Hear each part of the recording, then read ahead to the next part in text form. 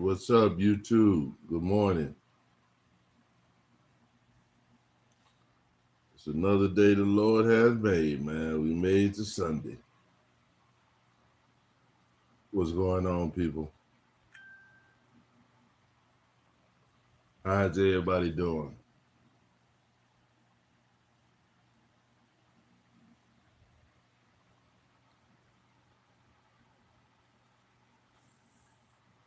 How's everybody doing? What's up, Dwayne?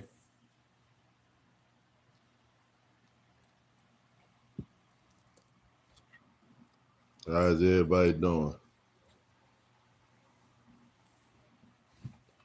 Hope everybody weekend is going good so far.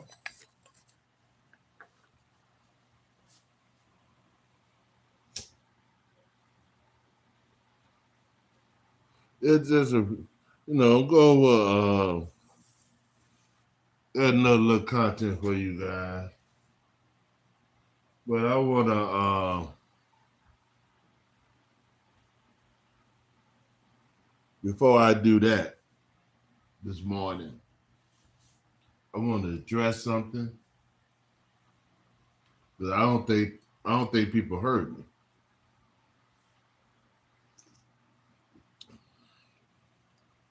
I don't think people heard me.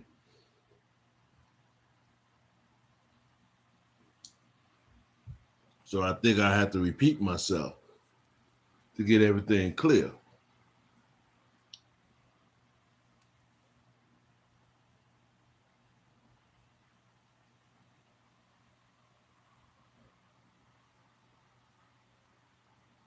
Give me a second.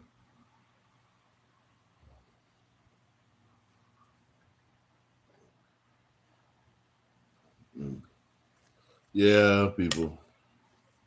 Good thing I don't think people heard me when I said this.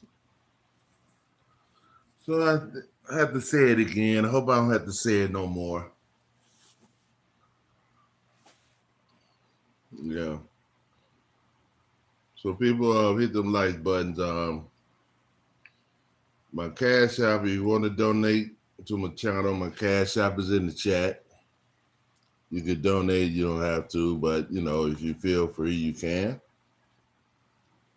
But let me get this thing going. Last night, I was watching, on Mondo's show, and Mondo was celebrating his birthday, right? So at the Mondo show, I was still kind of up. So I was just scamming through the YouTube streets, and I came to this certain content creator, a female, 504. I go to most of the women on YouTube. I support. I don't throw no disrespect to.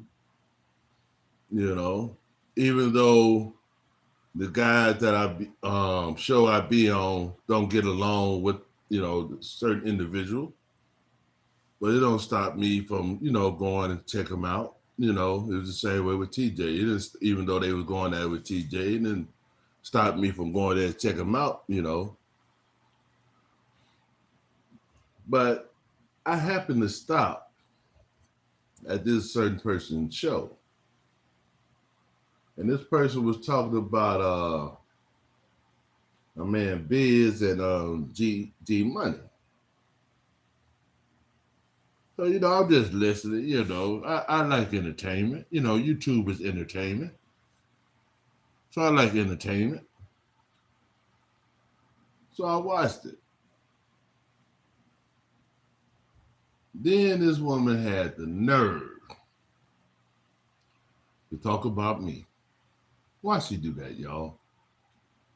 Why this lady talk about me? She talking about, my laugh and all this shit. fuck me, and all this shit, right? Now the lady don't know me.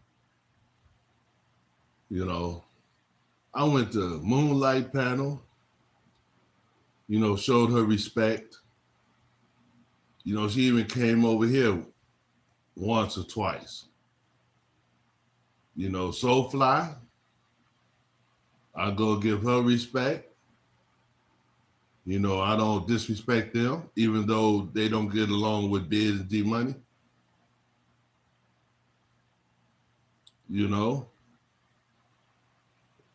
And I treat all of them the same, especially the women. But this woman had the nerve to talk about me, y'all. She had the nerve to talk about me. And I don't say nothing about none of them women. Now, don't get me wrong, y'all. I know why. I know why. But damn. Is it that serious? You talking about my laugh.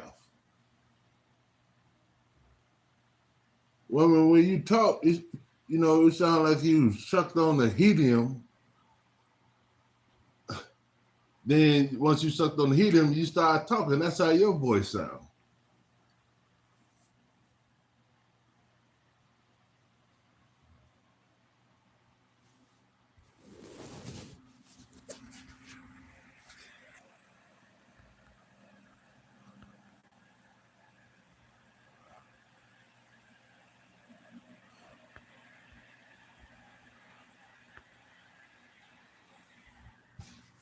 All right, man. Bye-bye. We ain't typing all that shit in my chat. Bye-bye, Milky Way. Bye-bye. Like I said, she sounded like she sucked on some helium. Then try to talk. E.G. Money. Then she'll suck on her ear. E.G. Money. Yeah, bitch, G Money. But she got the nerve to talk about the way I laugh. Look, woman, 504. I ain't say nothing about you, lady. Whatever you got with them two brothers or three brothers, damn D or whatever, that's your issue with them. Okay? I didn't disrespect you. I ain't talk about you or nothing, because when they talk about you, I don't say nothing. I don't say nothing. Because, of course, it's their show, and that's their thought.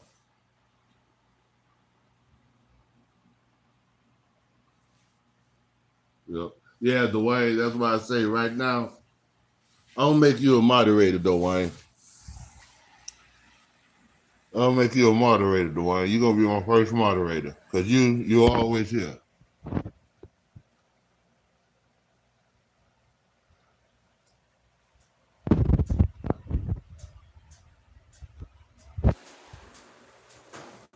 All right, Dwayne, you're my first moderator, bro. Thanks for supporting me, bro, because I know you go all the platforms and you support me, and I appreciate you, bro. Like I say, this is not no hate thing over here, man. This is not no hate channel. And I don't know why people want to bring hate to me. That's because who I be with. See, I've been going through that all my life. People affiliated me with the Peace Stone just because I lived in that neighborhood, but I wasn't a gangbanger. So this ain't the first time this shit happened because of people I hang with or the people I know. So this ain't the first time I went through this. I know how this shit works. It always been on who we like. But it's just now shit, come to the forefront.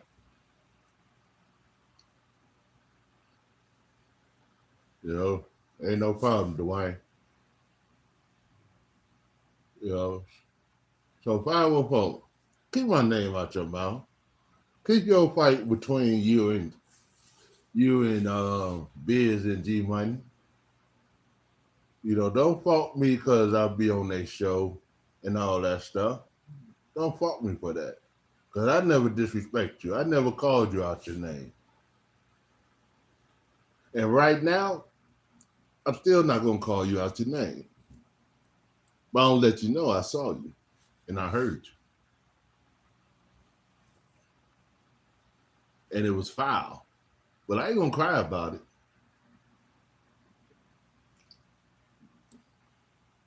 I'm just calling you out about it to let you know I know. And I'm not going to do a whole show and talking about you. Well, all I say out of due respect. What's up, King Channel? Good morning, bro. But out of all due respect, just keep my name out your mouth, man. If I ain't talking about you, don't talk about me. That's all I say.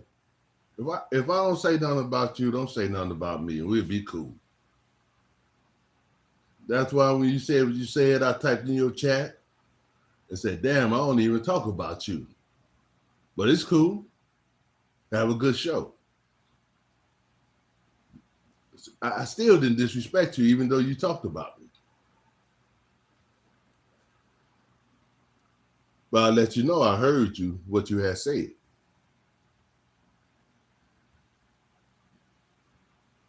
I don't know if you saw my comment in your comment section, in your chat. But just in case you didn't, you probably ignored it.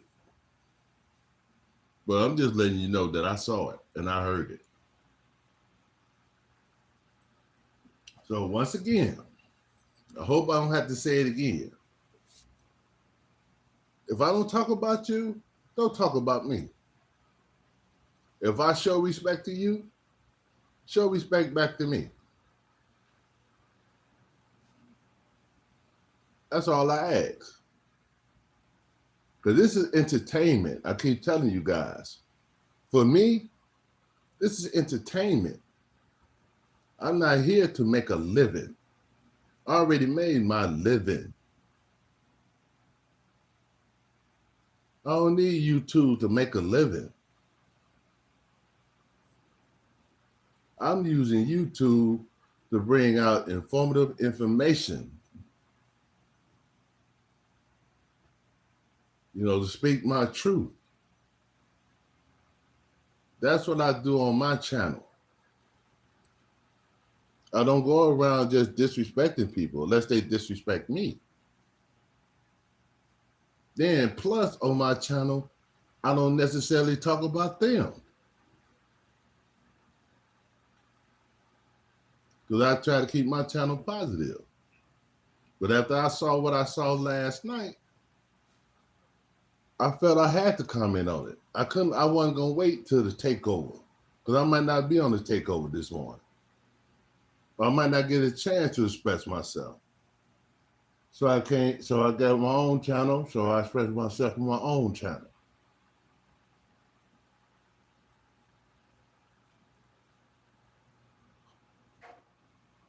So that's how that goes. Because all this bullshit that's happening in this sector is crazy. You gotta be careful who you rock with, because who you rock with, other people might not like you because they don't like you. That shit crazy. People don't judge a person individually.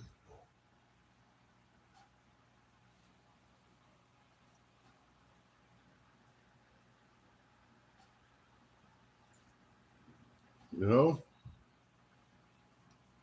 like I tell people, I'm not them. Just because I hang with them, I'm not them.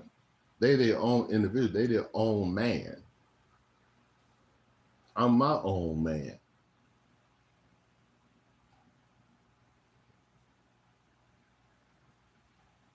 See, don't get mad at me if I'm somewhere where somebody's roasting you.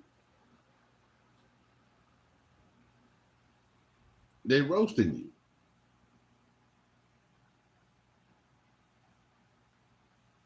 as always, if I feel that somebody is out of line or whatever, I ain't the one to be quiet. I tell them, just like I did Biz. I'm not no phony brother. If you're wrong, you're wrong. And I tell you you're wrong. And if Biz was here, he'll tell you. But you can't control no grown man.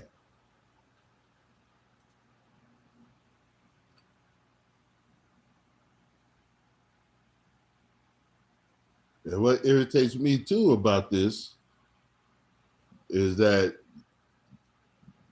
people can call themselves good roasters, but when they get roasted, they start crying, they get upset.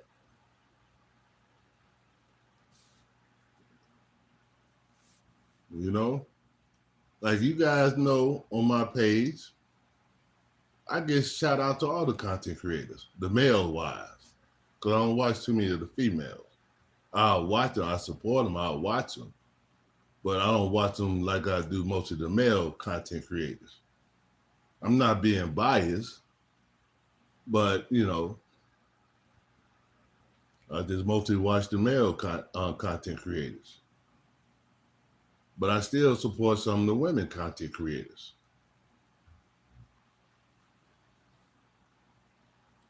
You know, I support you as long as you respect me, because I come to you with respect.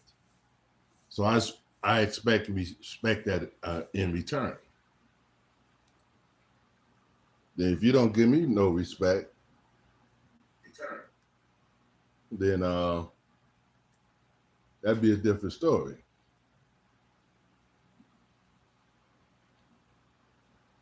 You know? So that's how that be.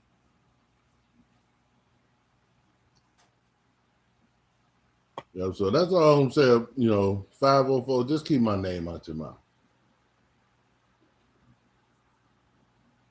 And I want to say one more thing. Then I'll get on with my what I want to talk about. TJ. Now you going through all that roasting with Damn D and Biz and G Money and all that shit, and you know you threw me in a loop because I never disrespected you, and you threw me in a loop. But I still had respect for you. You know, not because you was Kwame brother, but because you're a man. I gave you respect, bro.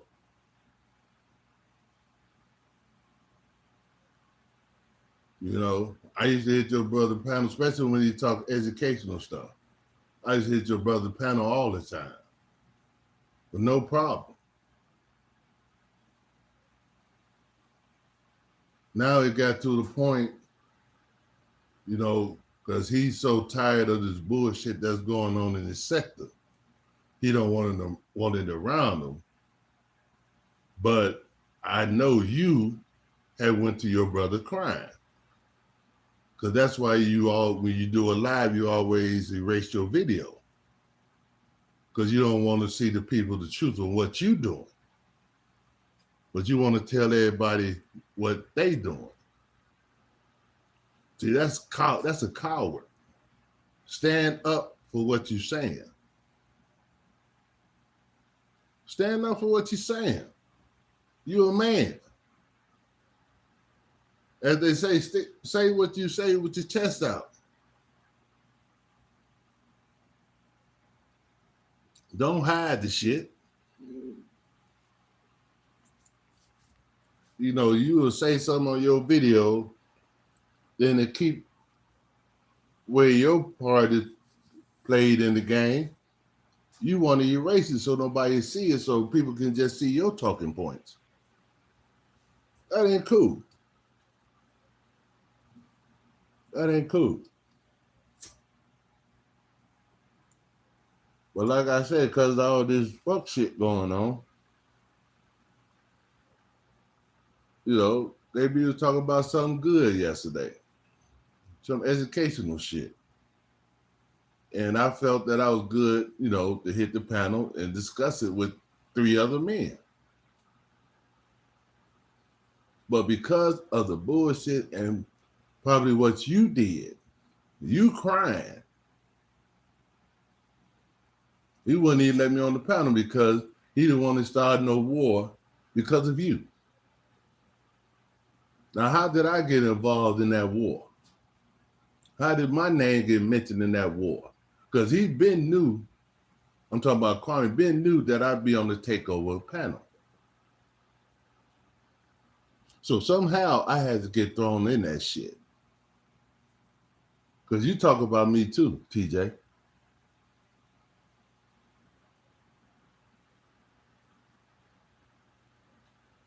You talk about me too. But I don't cry. I don't cry. I don't run and tell nobody, especially about what happened on YouTube. I don't do no shit like that.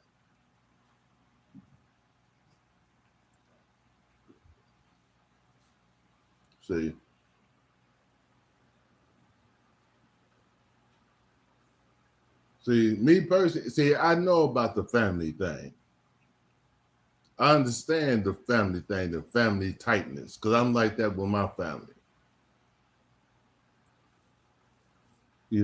Sometimes my brothers be wrong and shit, but just because my brother will be wrong or some shit they do or say, that don't mean I'm going to be disloyal or just cut away my brothers. I don't think nobody expect that to happen. And I agree. You can't control what another grown man says or does.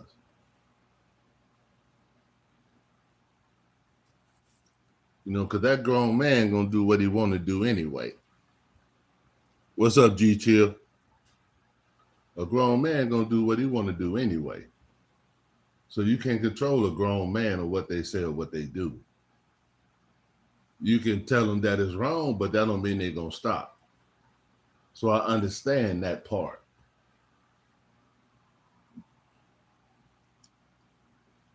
But I don't understand, the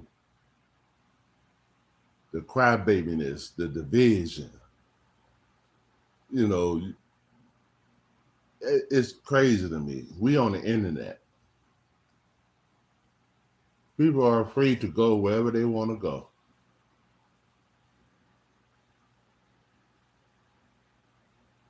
You can't stop nobody from going where they want to go. But the way you do it, you'll see somebody in your op chat, someone who you don't get along with, then you quickly say that they detractors. You would kick them out the chat, especially if they try to correct you.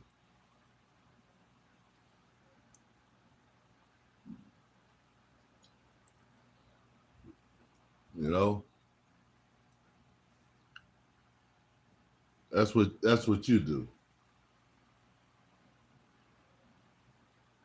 And like after Kwame told me that, I just said, ain't that a bitch? I said, that's fucked up. And like I say, I understand Kwame don't want to get in between. I cold-heartedly understand that. I have no problem with that because I'll probably feel the same way. Just like I made my own channel because I don't like all the fuckery deal with the fuckery all day. It's good entertainment for a minute, but I ain't about that all day shit. Sometimes we have to get serious about life and just understand it's just the internet. This is just an outlet. This is entertainment. Nothing else. But, hey, some of us just don't understand that, man. You know, so that's all I will say about them, man. But today, I've been showing y'all videos about people in Chicago, gangs and stuff in Chicago. But this time, this is about the state of Minneapolis. Around this time, this when I was living in Minnesota, like the mid-90s. This when I was living in Minnesota. Now you guys gotta understand that a lot of people from Chicago, probably Detroit, and other places moved to Minnesota. One for jobs. They had jobs there, and some people went there because of the welfare. They paid more than like Chicago and Detroit. So a lot of people moved there. So when people was moving there, Minneapolis was almost like a country city.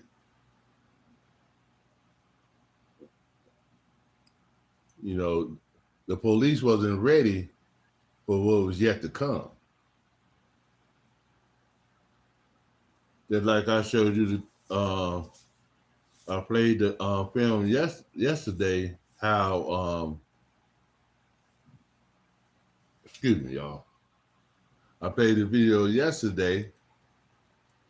How the FBI felt, once the drug epidemic started, that they wanted to catch it before it got out of control, which we know is still went its course. But with this when they came to them, and they felt, they had to stop it.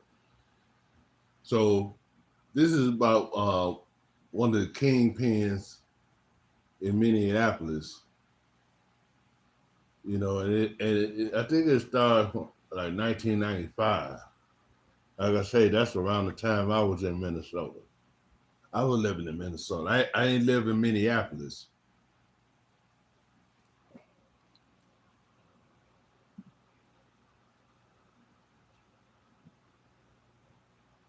Well, she never been over here, Dwayne. So if she'd been over here, she would have known that I don't, throw disrespect to no woman or nobody unless they disrespect me. I don't, I probably talked about a few things that was on my mind, but I left it at that. So, some people, Dwayne, they go, what people say in the chat. And Dwayne, as much as I know, some people in the chat will feed into bullshit. I'm not saying all. I'm just saying some. Some of them be in dummy accounts. You don't know where they from. Some of them you don't know who they are unless you saw them plenty of times and you can decode that shit. But just somebody watching, you won't know who that is. Well, they'll come in dummy accounts and try to derail on what you're talking about. They'll say different shit in the chat just to get your mind off what you're talking about, just to respond to them.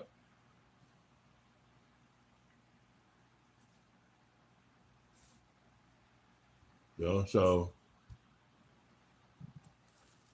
that's it, man. Well, let's get on with this. What I'm gonna play for you guys, like I say, is about the kingpin in Minneapolis, Minnesota, and it just shows how bad Minnesota had got, especially after people migrated there from nearby major cities and all that stuff. So, let's see what they're talking about, y'all. Let's listen. 1995, Minneapolis, Minnesota. The city has a new name, Murder-apolis. Not given by enemies, given by a t-shirt sold out of a gun shop on Chicago Avenue. The city earned it 97 homicides in a single year. The worst it had ever been, the worst it would ever get. Historian Will Cooley spent years studying it. He pointed to three causes. One was the arrest of the man who had been keeping a lid on things, Pluky Duke. That is the part the press releases skip. When you remove the man running the operation, you do not end the operation. You remove the management. What comes next is chaos. Ralph Shavu Duke, known across the Twin Cities as Pluky, has been in federal prison since May of 1989. No prior criminal convictions, no murders ever connected to him. Model prisoner. He is around 80 years old now. The man whose testimony helped put him there, he went on to become a motivational speaker. I'm not making that up. And that's when you realize this isn't just a story about a drug dealer who got caught.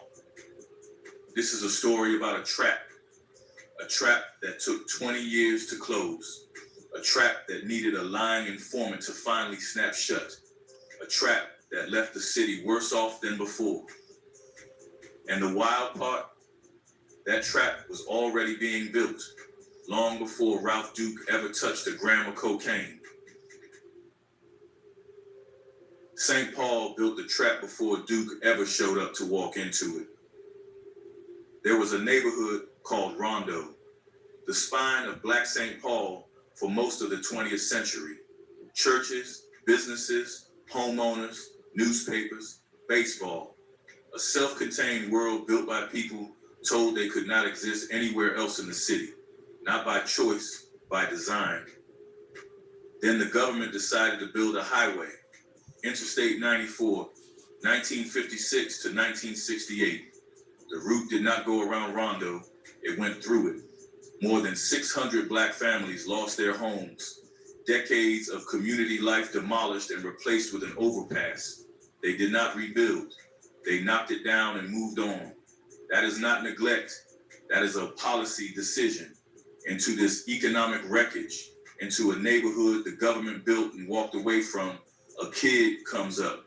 We do not have a confirmed birth date for Ralph Duke in public records. What we have is the city that shaped him and the options it decided to make available. By his own account, Duke was in the drug trade by the 1970s. By his own account, he retired before the 80s and moved into legitimate business. Law enforcement did not believe the second part. The IRS, the FBI, and the DEA had been building a case against him since the 70s. 20 years of surveillance, dozens of failed attempts through informants. They could not get him, so eventually they stopped trying to get Ralph Duke and started trying to get his son. From 1984 through June 1989, Duke ran the most significant cocaine distribution network in Minnesota history. Not street corner dealing, a supply chain with nodes across 2 time zones. Duke sourced cocaine directly from a Colombian-affiliated network, receiving shipments in Houston or Los Angeles. Product was loaded into vehicles and driven cross-country to his estate in Delano. That is a suburb west of Minneapolis. Long driveway, quiet neighbors, enough square footage to move weight without drawing attention. From Delano, it dispersed to distributors across the Twin Cities. During a 6-month window in 1988, Duke and his Los Angeles partner were moving roughly 25 kilograms a week, each clearing between $600,000 and $1 million in that period alone. Over the full operation, federal prosecutors documented at least 173 kilograms distributed. The network included his son Monty, his nephew Lauren, who drove cars cross-country and delivered cash to dealerships for laundering, and a man named Joseph Ballard, who ran the interstate routes from the Delano house. And at the edge of this thing, connected through love, not ambition, a 19-year-old named Serena Nunn, Monty's girlfriend. She had just come home from her first college semester when she met him. She later wrote that drugs were so normalized in the inner city, she did not think twice. She was in love, she was 19 years old, and she had no idea she was standing at the edge of the largest drug prosecution in Minnesota history. Neither of those things would save her. 24 people would eventually be indicted. The sentence chart alone should raise your blood pressure. We will get there. Yeah, this was it was what? I think it was up to what, the early 80s they talked about. Where he like, I think he was in prison before then. But the drug game was kicking off in Minneapolis because he was running the shit from the jail, just like we heard Jeff Fort in Chicago, how he was running things from the jail cell. This guy was doing the same thing. He was running, his operation through jail, from jail. And see, and that's another thing some people moved to Minnesota for, especially the drug dealers. First, to get away from the city, and they knew that they can go to Minnesota and make more money off of the same quantity of drugs they had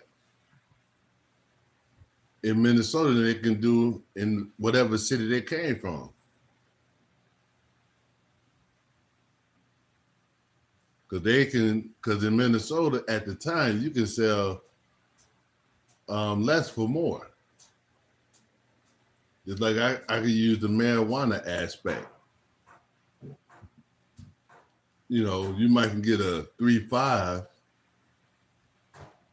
Let's just say for $25, $30. But you go to Minnesota, you can sell that same 3.5.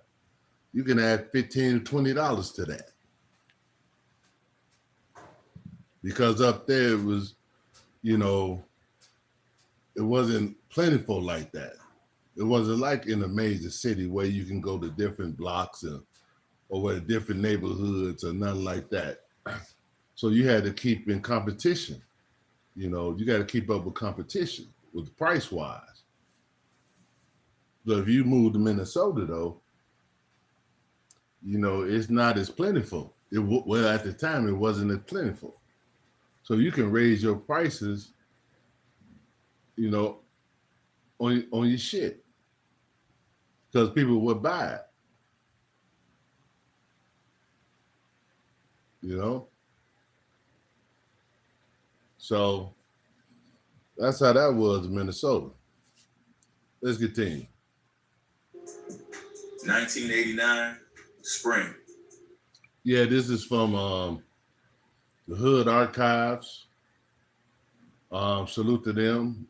Subscribe if you like to hear different information, different history stuff about different cities, stuff like this. You can go to Hood. You can sub up to Hood Archives, and you can check it out. Let's continue. After roughly 20 years of failed attempts, 2 decades of surveillance and dry runs, the DEA changed strategy. Stopped going after Duke directly. Get his son. They brought in Andrew Chambers Jr. Chambers had started as a DEA informant in 1984.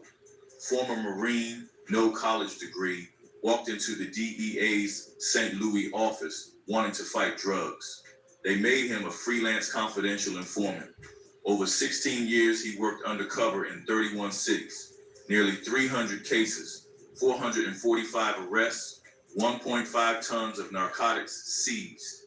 The DEA paid him approximately $2.2 million directly, with total government compensation estimated near $4 million. One DEA official said, "In my career, I'll probably never come across another Andrew." What they did not mention, what they actively fought to keep secret for 2 years in federal court, was his arrest record. Multiple prior arrests, domestic assault, theft, forgery, soliciting prostitution. Government records would later put the number as high as 10.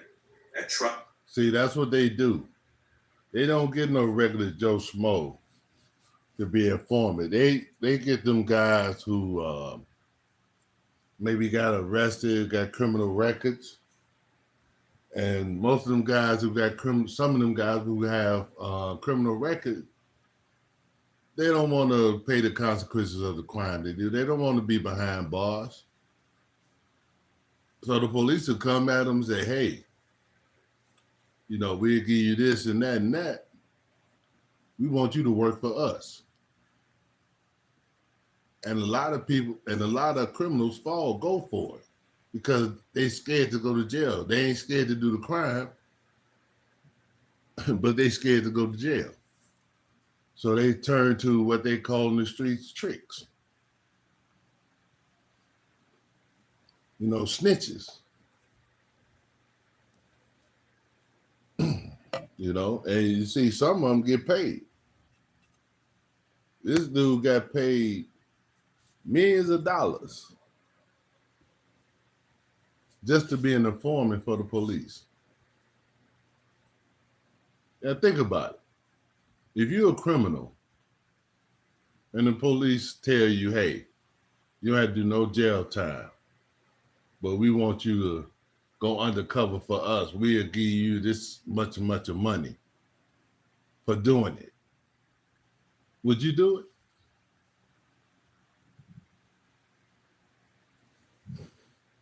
Would you do it? See, a lot of people come up with that question to themselves, or you know, come up with that option. And a lot of people, like I said, a lot of people who don't want to do time. They do the crime, but they don't want to do the time.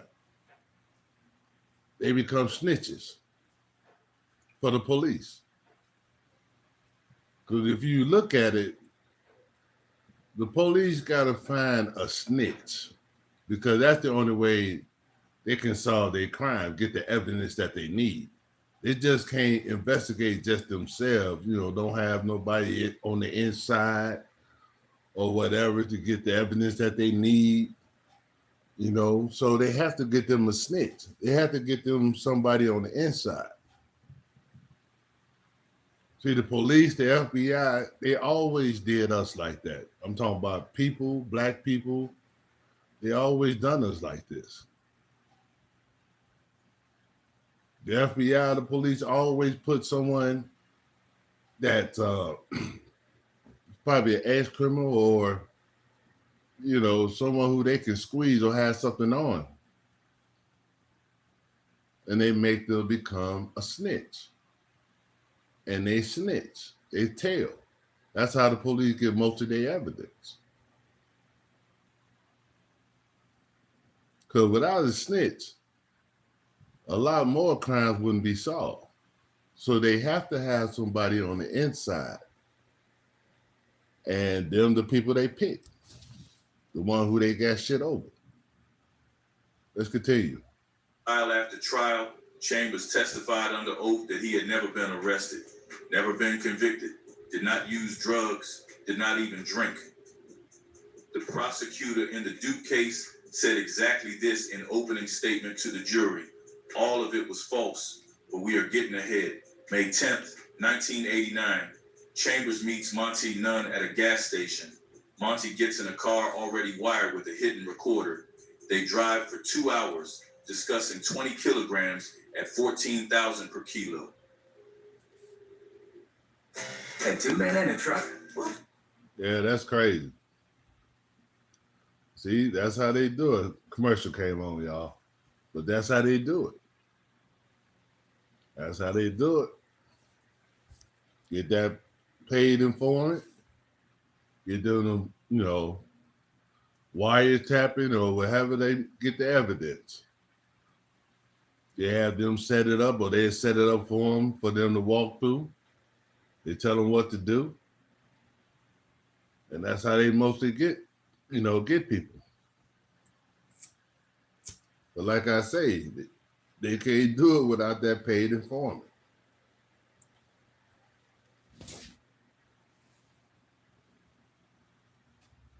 They can't do it without him. Okay, let's continue, y'all. May 17th, they meet at a car wash, drive to a Hilton hotel. Chambers opens his trunk. Monty inspects the product in a room wired for audio and video. That night, Monty arrives with $117,754, cash in a shoebox, wrapped in a green bag, arrested on the spot. The next morning, police execute simultaneous warrants at 4 of Duke's properties. Ralph Duke is taken into custody. He is 43 years old. Before any of this plays out in court, something happens that the legal record notes in a single flat sentence and then moves past, the way courts move past inconvenient human things. Monty Nunn broke down completely. The court declared a mistrial and committed him for psychological examination. A federal psychologist found he was suffering from post-traumatic stress disorder and that he had been for some time. His defense argued he was psychologically incapable of refusing his father, unable to break free of the operation he had been born into. That testimony was excluded. He was convicted at his second trial. I don't even know how to take that detail in without feeling how heavy it is. And the system, it processed it and moved right on to the next court date like it was nothing. October 1989, the trial opens. 1 month of testimony, recordings, family members on the stand. Duke is convicted on all counts. June 21st, 1990, Judge David Doty sentences Ralph Duke. 3 concurrent life sentences, additional consecutive terms, life plus 40 years. And here is what Doty said, because it has been buried in legal footnotes long enough. He told the courtroom that the sentence seemed very strong as compared to some other things that we know are illegal, such as murder. Then he said he had no choice. He must follow the law. A federal judge compared the drug sentence to murder, said the drug sentence was harsher, and imposed it anyway. Now look at what those same laws did to everyone else in the room. The case involved 24 defendants. Circuit Judge Heaney was so troubled by the outcome that he published a full sentencing breakdown in a federal court opinion. He wanted the record to reflect what had happened. Defendants who pleaded guilty and did not testify received between less than 1 year and 8 years. Serena Nunn, 19 years old, no prior record, peripheral to the operation, received 15 years and 8 months. And then there is Marvin McCaleb. McCaleb was Duke's Los Angeles partner, equal partner, same volume, split profits evenly. By his own admission, he had moved between 200 and 500 kilograms a month at his peak. Marvin McCaleb, prior convictions for manslaughter and rape. McCaleb cooperated with the government. In return, he was charged in California under pre-guidelines rules instead of Minnesota. Sentenced to 5 to 40 years, eligible for parole after 1/3. Judge Heaney wrote in his published opinion, the statistics compiled by the Sentencing Commission will never show the disparity wrought here. The man with priors for manslaughter and rape cooperated and walked. The first-time offender stayed silent and got life. 7 weeks after sentencing, law enforcement put up a billboard to celebrate. It was covered by the Star Tribune on August 12, 1990, page 33. They had chased this man for 20 years, and they wanted the city to see what they had caught. Duke has been filing appeals since the day of conviction. 1991, 8th Circuit affirms, with one minor exception, on double jeopardy grounds. 1995, Duke files for post-conviction relief based on Chambers' concealed arrest record. The 8th Circuit calls the government's conduct unacceptable, then affirms anyway. Enough other evidence existed, the court ruled that the lie about Chambers likely did not change the jury's verdict, so the lie is condemned.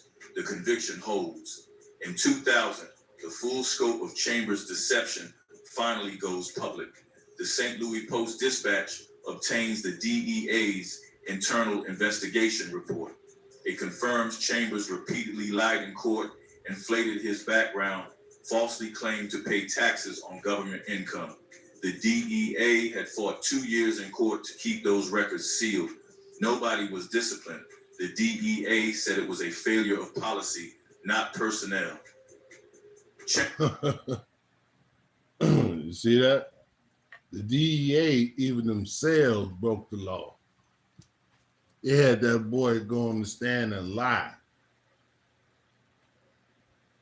And plus, you know, something that will probably help the defense if they open his criminal record, it was denied by the judge. So his criminal records, the guy who testified against the drug kingpin, so his criminal records wasn't revealed. Because his criminal records was revealed, you know, the prosecutors probably could have went at, you know, hey, he's doing this just to get out of trouble. You know, they could have went with any type of narrative like that. But by that, his records being sealed, you know, the defense, you know, all they can do is sit back and whenever the court is over, is file for an appeal. And that's what they did. But as you see, or as you heard, when they went to appeal court and they brought that argument up front, the judge ruled that, you know, the lie that he told or whatever didn't neglect the jury's decision.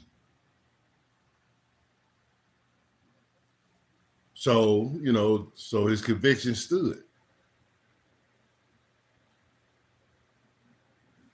Let's continue. Chambers moved to Champaign, Illinois. He became a motivational speaker. I mentioned that already. It still bothers me every time I type it. Yeah, they were saying that the guy who was an informant for the FBI later on became a motivational speaker.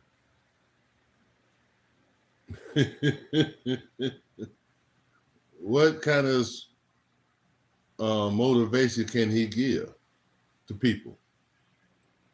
You know, could he tell them, you know, about his experience?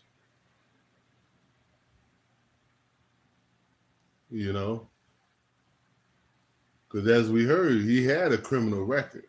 Now, don't get me wrong. You can do a lot of things in your younger life, and as you get older, you can become a speaker as far as, you know, talking to teenagers or talking to younger people, telling people about, you know, your testimony and all that stuff, you know, to help them, you know, get through in their life. Yeah, you can do that. People can do that.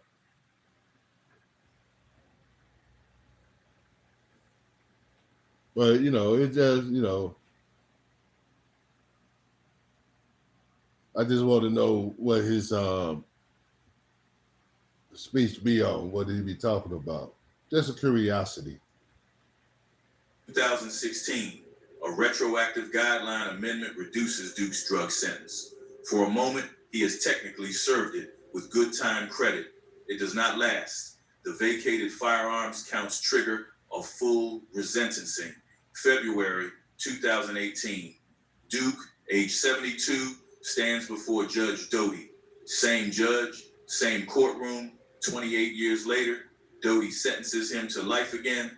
July 2019, the Eighth Circuit affirms. The court acknowledges Duke's rehabilitation, his model record, finds it insufficient to overcome the magnitude of the original offense. Duke had asked for time served, 396 months, 33 years. The answer was no. Meanwhile, Serena Nunn. In 2000, President Clinton commuted her sentence after a lawyer named Sam Sheldon read about her in the Star Tribune and took the case pro bono. Letters of support came from the prosecutor who convicted her, from Governor Jesse Ventura, and from Judge Doty himself, who wrote to the president, "If mandatory minimum sentencing did not exist, no judge in America including me, would have ever sentenced Ms. Nunn to 15 years. She enrolled at Arizona State University 4 days after release, graduated the University of Michigan Law School in 2006, sworn into the Georgia State Bar in November of 2012. Doty wrote a letter to free the 19-year-old. He sentenced the principal to life twice. Minneapolis, 1995, 97 homicides. The operation Duke had kept structured, fragmented into smaller operators. No incentive for stability, competing for turf, settling debts the only way of vacuum permits. I am not arguing Duke was without fault. The cocaine was real, the network was real, the people pulled into addiction. Their suffering was real, and it deserves to be said plainly. But I am asking one specific question the government has never been required to answer. Did it work? You know, as I sit back and listen to this, a lot of things become clear to me.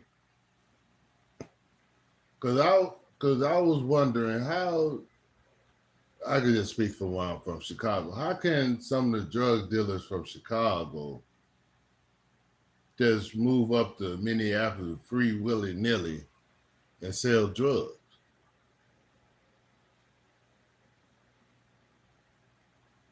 That's always been the question. How could they do that? You know, because I know drugs and just come when people migrated to Minnesota.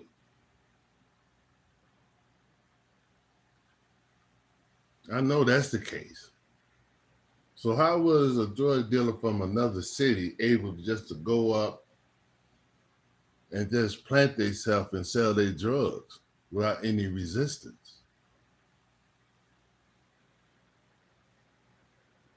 Now, looking at this and listening to this, I see why.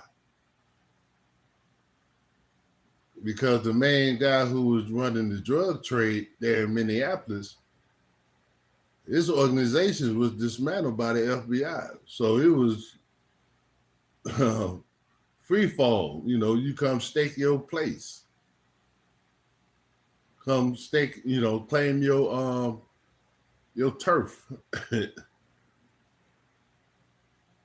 You know, just like, you know, you go on house shopping, you find your house, you buy your, you know, house a certain place.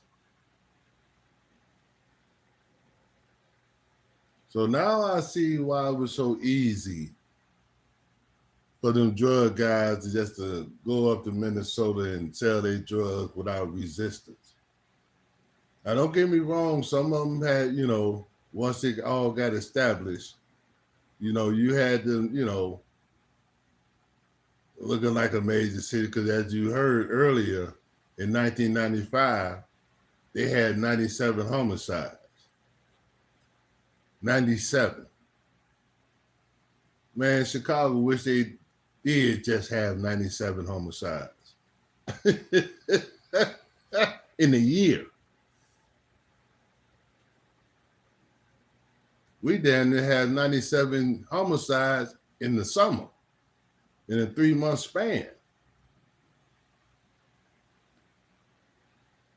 And I'm sure some other major cities is like that. But they only had 97 homicides in 1 year.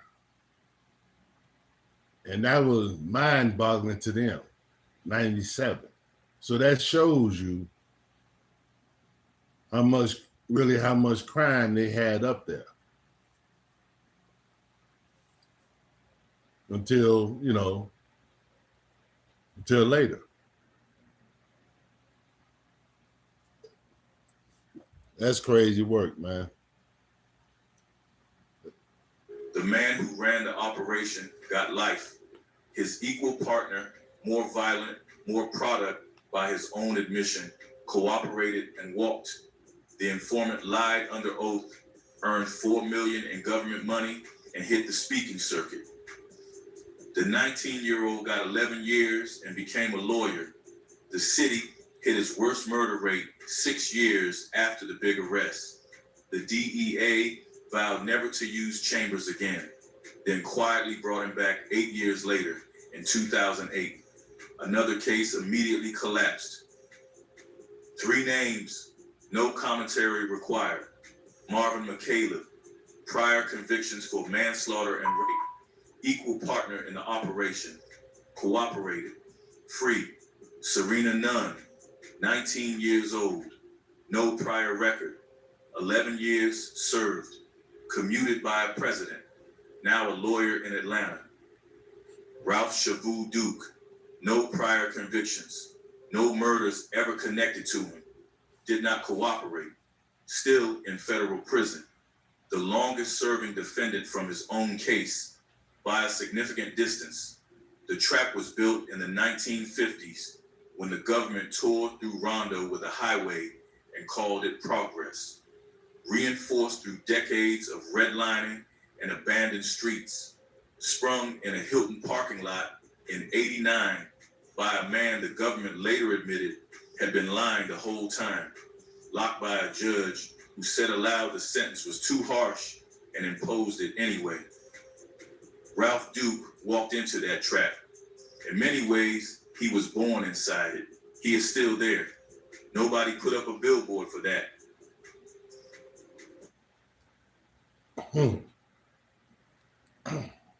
Man, that's a trip. That's a trip. See, like I say, sometimes kids growing up, that's all they see. And that's all they know. And that's how some of them get in that life, because that's all they know. They don't know nothing else. Well, that's life. That's life, man. That's why when you have a child, you gotta, watch how you carry yourself. Because the kids see everything. You want to show the best example for your child as you can.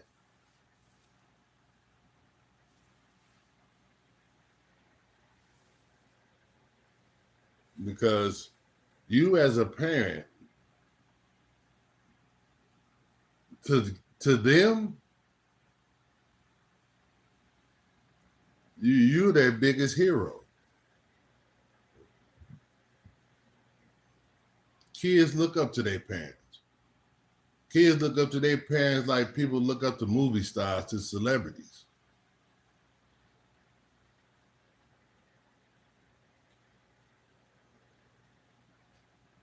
So however you conduct your life or whatever they see, they're going to think that's normal.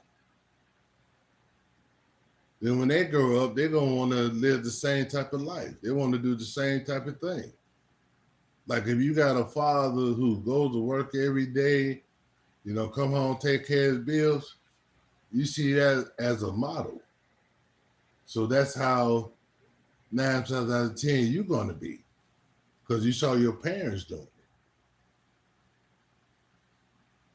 But if you see your parents always, smoking or selling drugs, all that stuff, you don't think that's a normal life.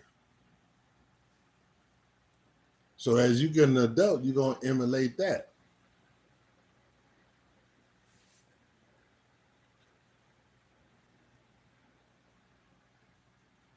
So that's just how it is, man.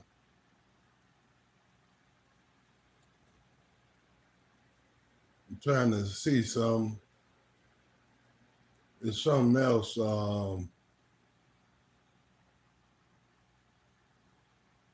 I wanted to do for you guys. I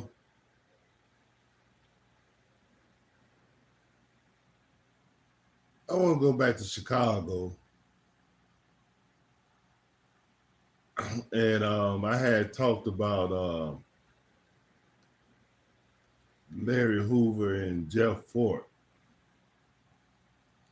Larry Hoover, he was the chief over the Disciples, and Jeff Fort, he was the chief of the L. Rookins.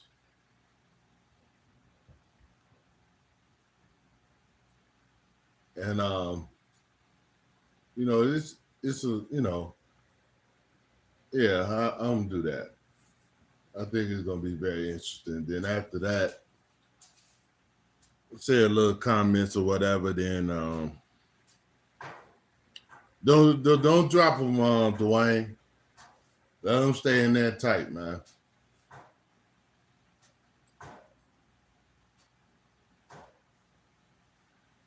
Cause Ronald gonna be Ronald.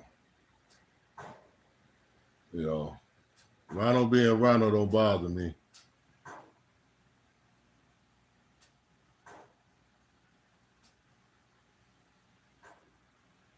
Well, you dropped them already?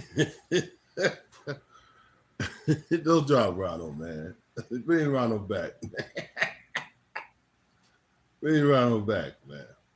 See, I know what Ronald do, Dwayne. I know what he do. So it don't bother me, man. It don't bother me. But yeah, I'm do this video. It's not a long one. But let's do this.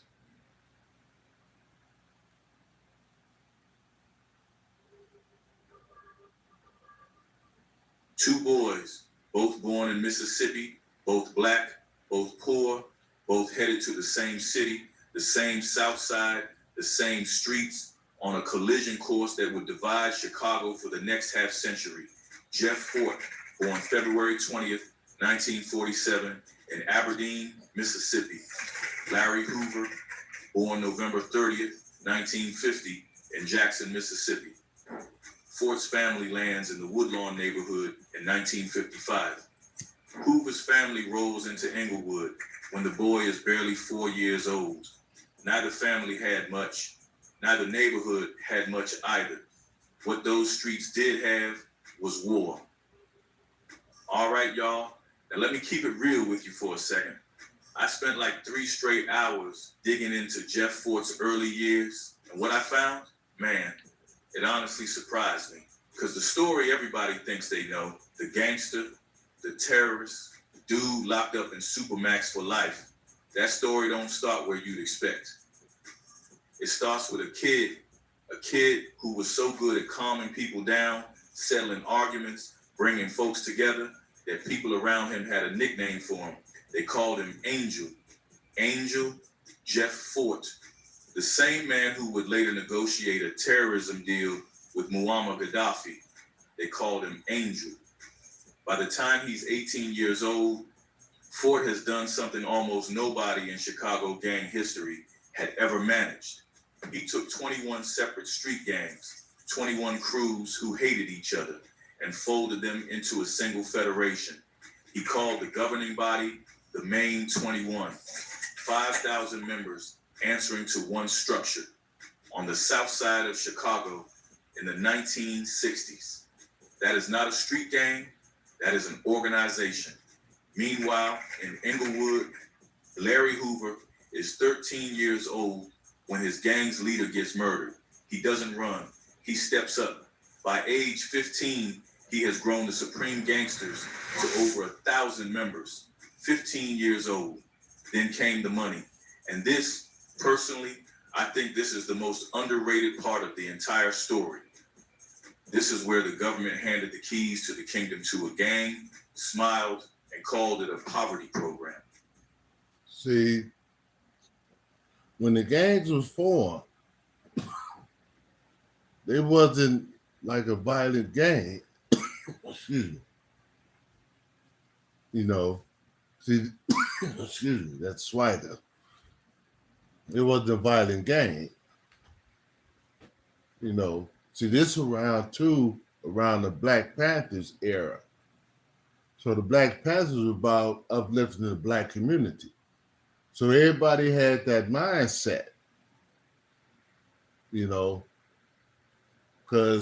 actually Jeff Fort came under the Black Panther Party. He learned a lot of his teaching from the Black Panther Party. you know. So even with Larry Hoover moved to Inglewood, and that gang was like a uplifting. It wasn't violent. It was like a uplifting thing, like the Black Panthers, but they just controlled that certain area.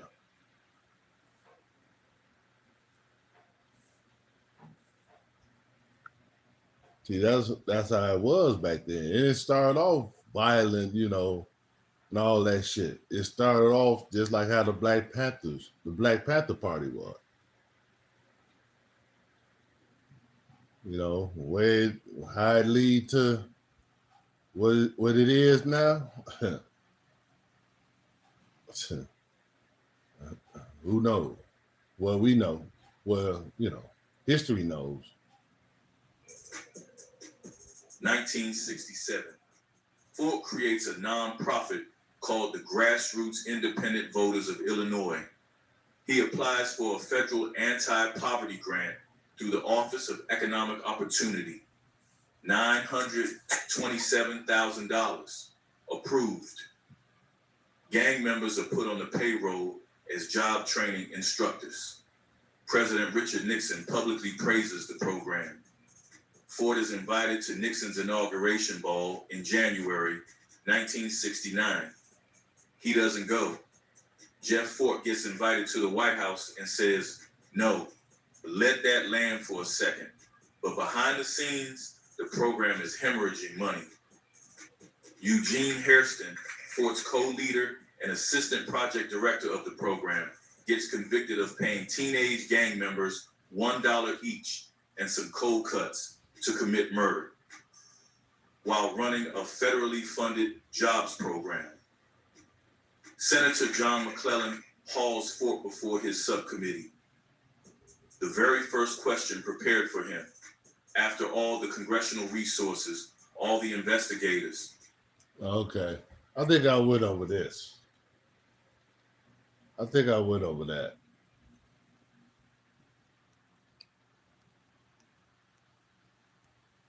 I think I went over that.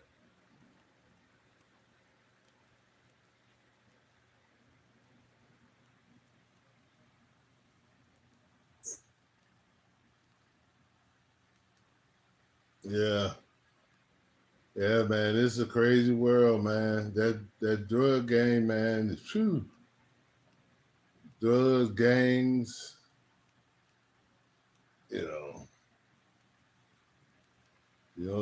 the seed was planted, man. And sometimes greed can make you do the wrong thing. Love of money, that money become your God. You do anything for God. Just think of money as your God. You'll do anything for it.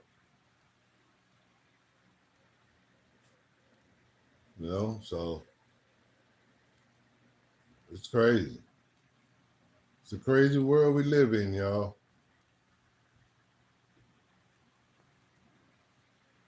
It's a crazy world we live in.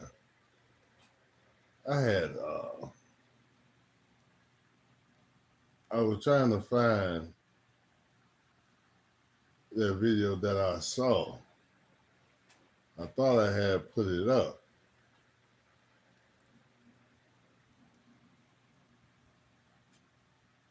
Oh, shit. That's why I hate this shit sometimes, y'all. Shit. Oh, okay. Okay, here it is. Here it is. I found it. Okay. And this video here, it's another gang in Chicago. I had mentioned them before. And I explained to you guys how different fractions of gangs that we have in Chicago. Now these gangs here is the Latin Kings and the Maniac Disciples.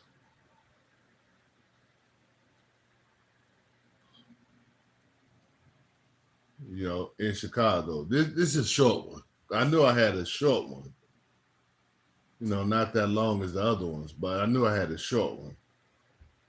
Here that I found it. So this is off the Boys in the Hood TV. One of their videos, subscribe. It's a I like looking at shit. Like I like looking at real life shit. Because most of the stuff that I show you guys, I basically not to talk about my age, but I saw the development, how the revolution, when things change, like from marijuana, then they went to cocaine, beaming up to Scotty, I've been through all stages. I saw all stages, so a lot of the stuff especially Chicago, I know about, but yeah, it's crazy. So this is a short one. Latin Kings versus the Maniac Disciples. The Chicago Deadliest Gang War on Boys in the Hood TV.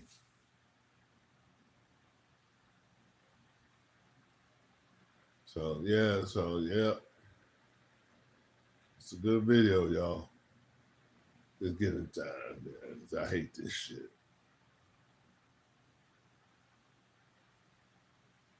In the Hood TV. Today we tapping into the streets of Chicago, and we're gonna be talking about the female teenage shooter, Jacqueline Montanez, aka Loca D, who executed 2 Latin King members in 1992. Now, Chicago in the early 90s was plagued by gang violence, similar to Los Angeles. Now, Loca D was born and raised on the west side of Chicago in Humboldt Park area, home to the gangs like the Latin Kings and the Maniac Latin Disciples. Loca D had a very rough upbringing. Stepfather who was known to abuse her, and he was also a member of the Latin Kings. By the age of 13, Loca D would join the Maniac Latin Disciples. She would go through the 1-minute initiation stage where she was beaten by 3 gang members. Now, the Latin Disciples are one of the most ruthless gangs in Chicago, and at the time, they were at war with its main rivals, the almighty Latin Kings. Now, by the 8th grade, Loca D would drop out and would hang on the block all day long. Her mother, Sandra Lorenzi, would eventually hand her over to child services. But this would not be enough to stop Loca D, because even while in child services, she would run away constantly and link back up with the gang members. At some point in time, she began selling drugs to make money. And hanging out on that block, she would survive a shooting, which would leave her with a graze mark on her shoulder. She would get into multiple fights, living a typical gang life. But everything would take a turn for the worse. On May 10th, 1992, Loca D's friend by the name of Ishmael Torres would lose his life. At around 1 a.m., Torres sat in Loca D's car on the block as Loca D was nearby having a conversation with another person, when suddenly Latin Kings drove by and opened fire on the car. Torres was struck in his temple, instantly killing him. By the time police arrived on the scene, Torres was found deceased behind the wheel of the car. Now, it's well known that Torres was not a gang member, but was known as the deaf kid on the block that the Latin Disciples would look out for. Torres' death would enrage Loca D and many other gang members, but Loca D would be out looking for revenge immediately. Word would start going around that police officers had arrested a man by the name of Hector Reyes of the Latin Kings, and he was currently in custody as a suspect. They would also tell her that Reyes was about to be bonded out that same day. So Loca D decided that she would show up to Reyes' bond hearing just so she can get a good look at the man who shot and killed her friend. Just 2 days later, on May 12th, Loca D will be ready for war. Her and 2 other girls, 16-year-old Madeline Mendoza, aka Tootie, and 22-year-old Marilyn Malero, aka Moneca, will go out to look for Latin King members to seek revenge for Torres' death. The 3 would drive around Latin King Hood, look for someone to shoot. But as time would go by, they realized they didn't see anybody on the block. But then out of nowhere, a car with two men pulled up next to him, and inside that car was Latin King member Jimmy Cruz and Hector Reyes. Now, immediately, Local D recognized Jimmy Cruz because her father was also a Latin King, and she knew a lot of Latin Kings from that area. But in that instant, she will also spot Hector Reyes, the man who killed her friend just a few days ago. Now, initially, Jimmy Cruz would get hostile and ask Loca what she was doing in his hood. She'll simply reply, "I'm just riding around." But Cruz would spot Tootie in the back seat and start flirting with her. And he immediately asked the girls to follow him to the park. So Loca D and the two other females followed Jimmy Cruz and Hector Reyes to the park. Now, while at the park, Man, that just shows you how, these are chicks. See, chicks are easy to set you up. See, because, we guys are, especially if they look good, they'll lure them like that. They'll lure them like that.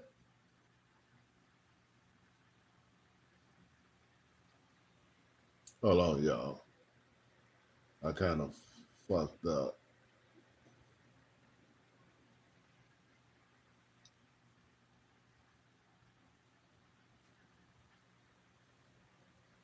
Okay.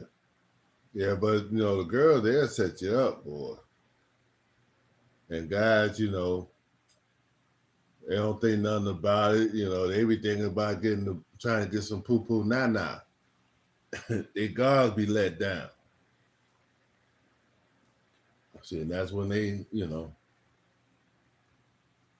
Loca what she was doing in his hood. She'll simply reply, "I'm just riding around." But Cruz would spot Tootie in the back seat and start flirting with her. And he immediately asked the girls to follow him to the park. So Local D and the two other females followed Jimmy Cruz and Hector Reyes to the park. Now, while at the park, they would be outside talking when Hector Reyes would ask Local D to come into the bathroom with him. Jimmy Cruz and Mendoza and Marilyn will both wait outside. Once they got inside the bathroom, Hector Reyes attempted to have sex with Local D, but she refused immediately. And when Reyes asked what the problem was, he brought up Local D's friend Torres, who had just been killed. And this would piss Local D off. And as soon as Reyes turned his back, Local D put out the gun and shot him right in the back of the head. Hector Reyes would die right there. Jimmy Cruz and the girls outside would hear the gunshot, and Local D would come out. And as soon as Jimmy Cruz saw Local D, he began reaching for his gun, and that's when Local D walked him down and opened fire on him, shooting him in the head as he dropped to the ground. As Local D stood over his body, a car would go by with Latin Kings in it.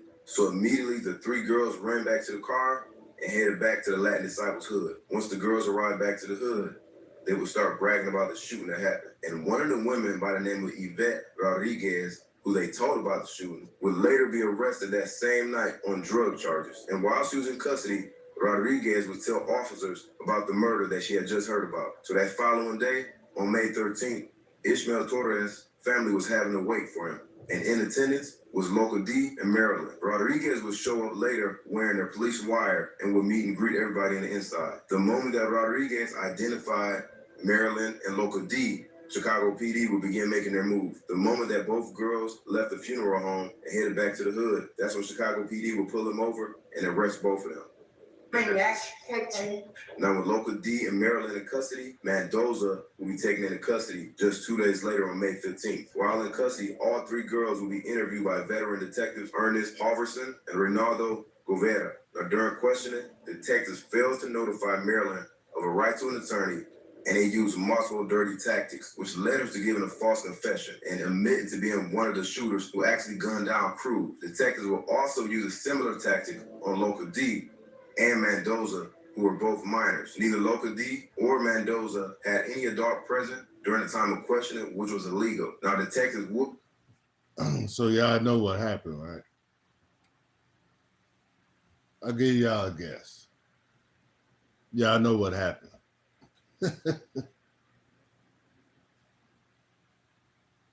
Would reach out to both girls' parents, but they would lie to Local D's mother, telling her that there was no need for them to come in because the girls were currently under witness protection after being a witness to a murder. And each time the mother asked about seeing Local D, police officers would refuse. The moment that the police officers got the confessions in writing, they would then allow Local D's mother to see her. But by this time, they were now being charged with the murder of Hector Reyes and Jimmy Cruz. About a year later, 16-year-old Local D will be sentenced to life in prison without the possibility of parole. The oldest, Marilyn Malero, who was 22 years old, would get the death penalty. And Mendoza, who was also a teenager at the time, will be sentenced to 35 years in prison. But as the years went on and the girls spent decades in prison fighting for their freedom after making a plea of being coerced by officers, an investigation will be looked into for police corruption. Detective Ronaldo and Halverson, both who questioned the three girls, were under scrutiny. They were accused of fabricating evidence, falsifying documents, and coercing witnesses in multiple cases. And this would lead to multiple cases that both detectives worked on being under investigation, including Mendoza, Malero, and Local D's case. And by 2009, Madeline Mendoza, aka Tootie, will be released from prison. She will be the first to speak out about the police corruption and suing the city of Chicago. Years later, on October 2016, Local D will have her first resentencing hearing after the U.S. Supreme Court in 2012 found mandatory life sentences given to juveniles violated the 8th Amendment ban on cruel and unusual punishments. Now, during this hearing, family members of both Reyes and Cruz would testify that they felt that Local D should be given life in prison. But Local D will be only sentenced to 63 years in prison, and with time served, she had expected release date of 2023. Now, about a year after this resentencing, Local D would admit to the public that she and she alone was responsible for shooting both Reyes and Cruz, and neither Mendoza or Malero were the shooters in the case. And because of this confession, 3 years later, on April 8, 2020, after spending 29 years in prison, Marilyn Malero, aka Moneca, will be set free. Now, 3 years after this, a federal lawsuit will be filed against the corrupt detectives in the city of Chicago. But also that same year, Jacqueline Montanez, aka Local D, would also be released from prison. I want to thank everybody for tapping. Ain't that some shit? Even though they did the crime they was charged for.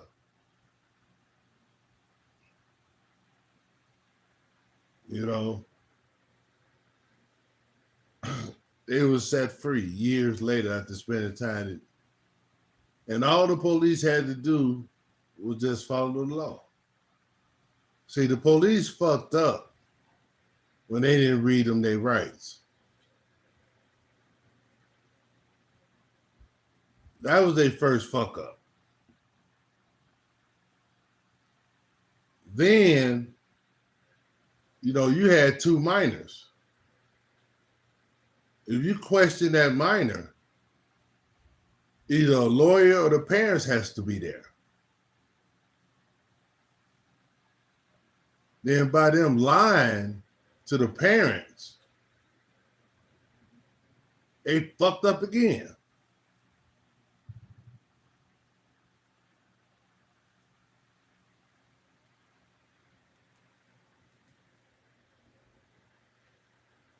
They fucked up again.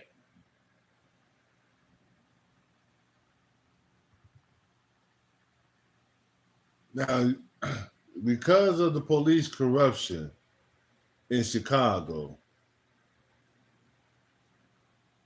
you have cases like this. People ask, why are criminals set free? And all that shit. I just showed you an example why. Especially here in Chicago. I can speak for Chicago. Because if you've been up on the news, we had a lot of lawsuits over police corruption here. We had a lot.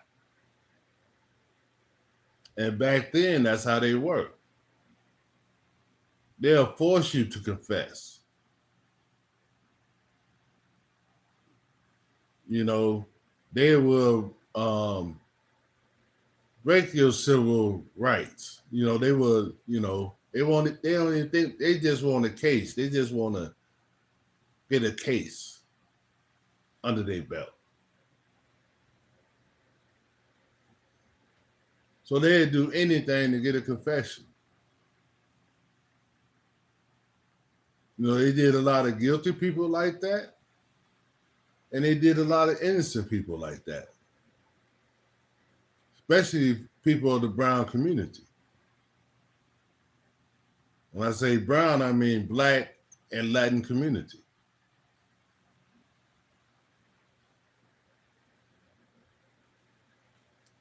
Some of them was corrupt. We had cases where someone was working with the gangs, selling drugs. We had a case like that.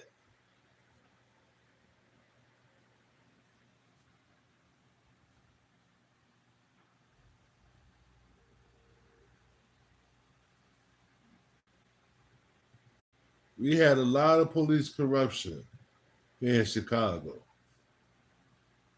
A lot.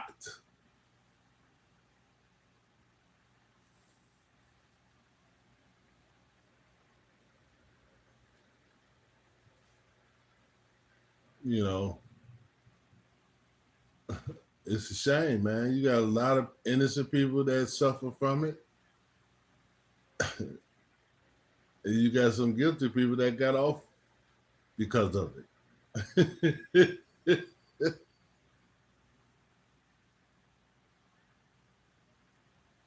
It's crazy, man. It's crazy.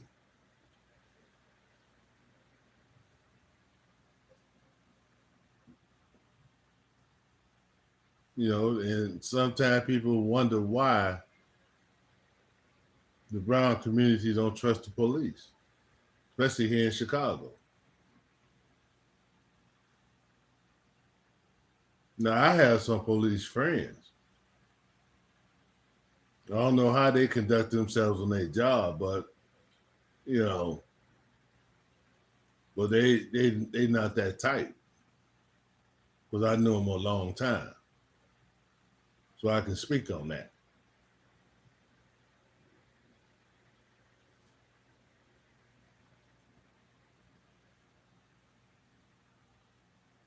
You know, but it ain't as much police corruption as it used to be.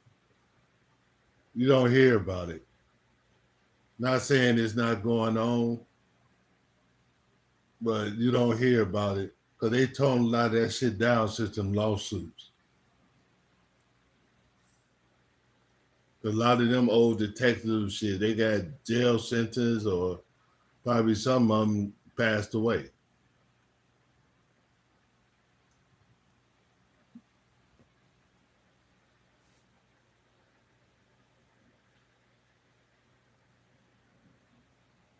So that's why the brown community don't trust the police here.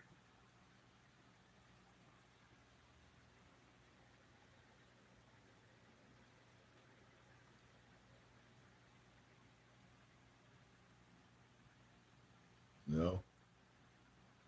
But my stance is, like I say, by me knowing police officers, I used to, you know, back in the day, hoop with police officers and stuff. So,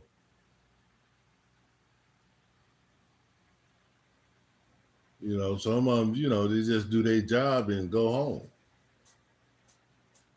But like I say back then, you know, because when I was younger, a lot of, you know, brother police officers were trying to recruit younger brothers to become police officers because back then they were saying, you know, they need more Black officers.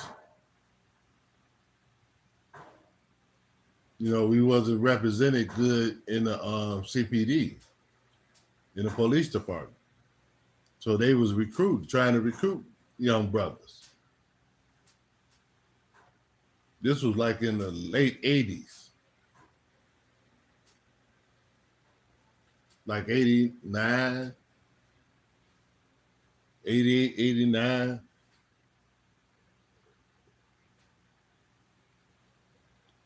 But I know I wasn't, yeah, it was about 87, maybe. Yeah, about 89. I think I was about 25.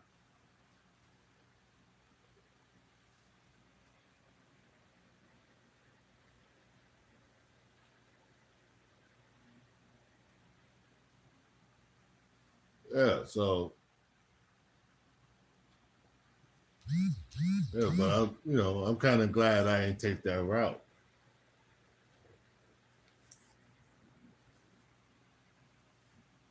But I wanted to be one. But I didn't want to be a police officer. I wanted to work in something like forensics, some shit like that. That's what if I would became a police officer, that's what I would want to do. But what changed my mind is when a police officer unalived my uncle. And after that, shit, I was like, I was like NWA, you know.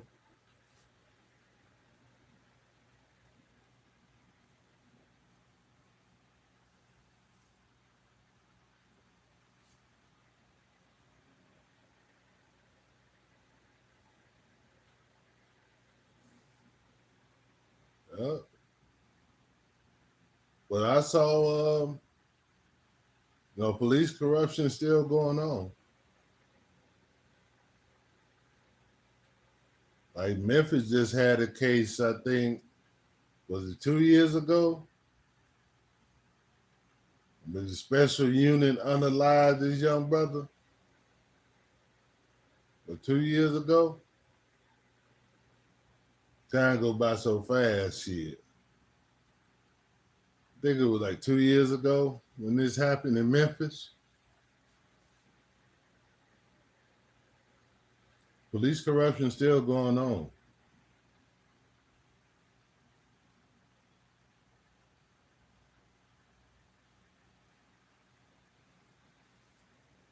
That shows you right there in Memphis. They formed a special unit just terrorize motherfuckers. And they use our own people.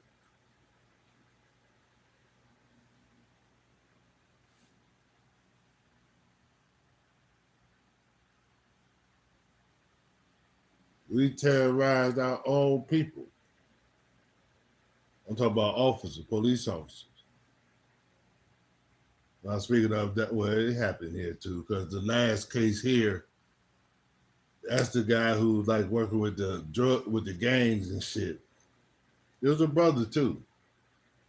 I think he was a sergeant. He was something. He was high ranked.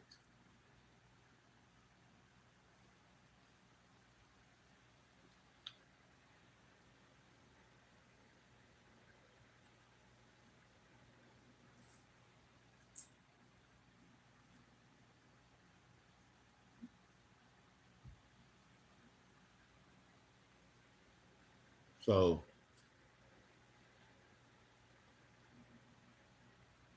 and I remember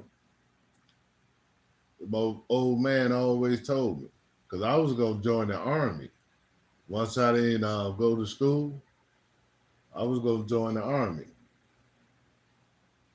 Then my old man told me, you don't need to go. He said, you don't need to join no white man's gang. My old man, he was kind of militant, but not, fight the power militant. But he was just black conscious.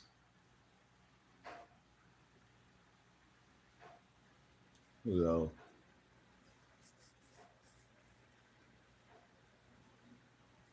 know. I applaud, I don't fault guys who went into the service.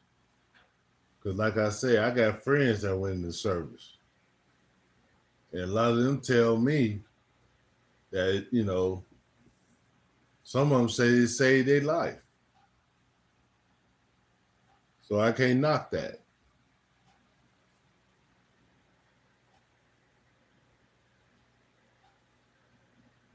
But just in my opinion, now we fought for righteousness and, if they didn't treat us so bad as they do in their own country,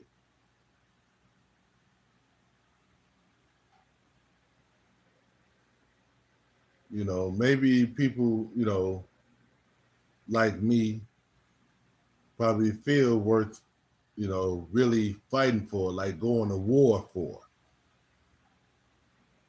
But it has to be a righteous thing. But there's no righteous nowhere in these wars and shit. And plus, they're not doing anything for the people in the United States. Not just black people, poor people. Because it's not about, what's up, KD? Because people keep thinking about it's about race. No, people, it's not about race.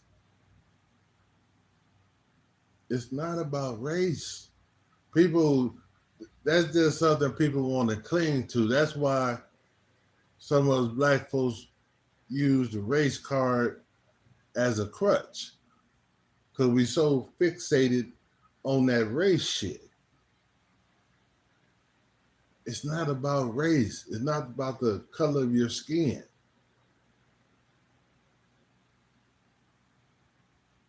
It's not about the color of your skin.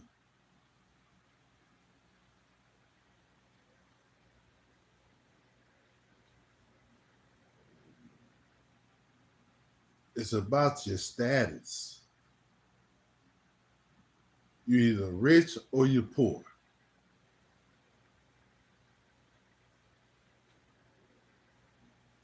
Either you're good or you're evil.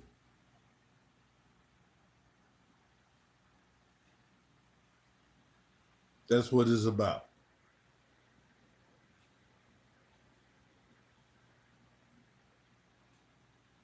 That's what it's all about.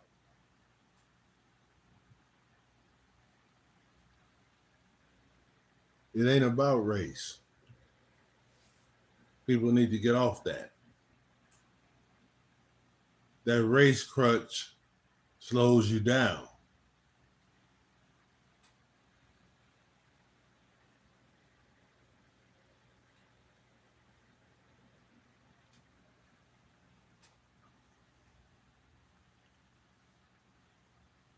That shit slows you down, especially today, in today's time. Now, back civil rights days or whatever, yeah, they was holding us back. That's why the civil rights movement started.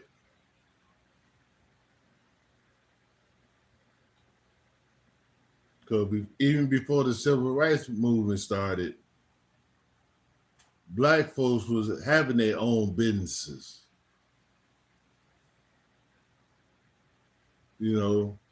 Some had their own community. But because of racism,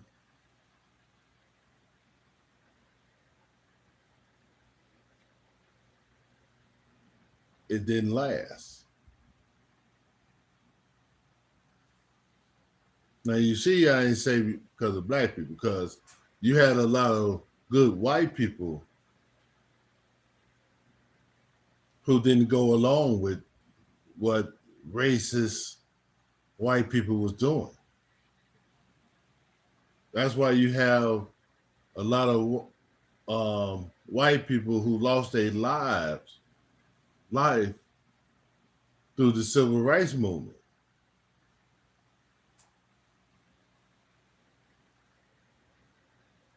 See, so that shows you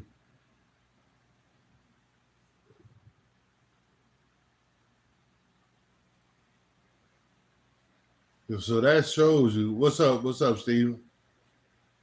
So that shows you,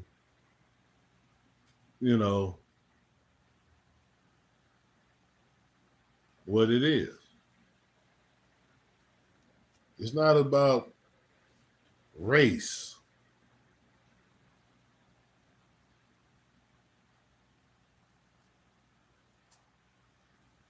We need to stop using that as a crutch. Say, oh, the white man, because of the white man. Nah.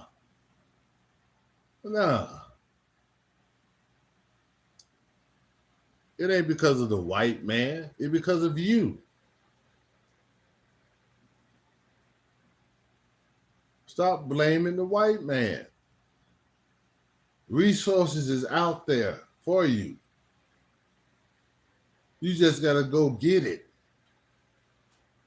You can't sit on your ass and expect to get it.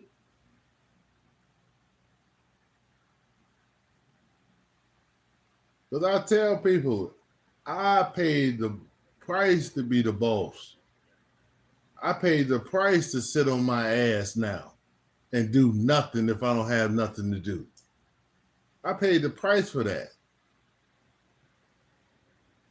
I hustled, man. I got up early in the morning, man, drove distances, and man, I did all that already.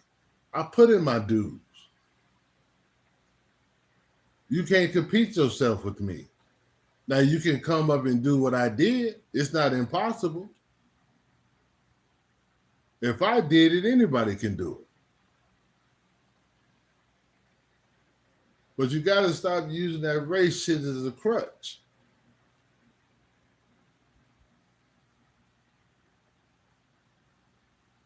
Because everything on how you can be or where you can be at or whatever depends on you.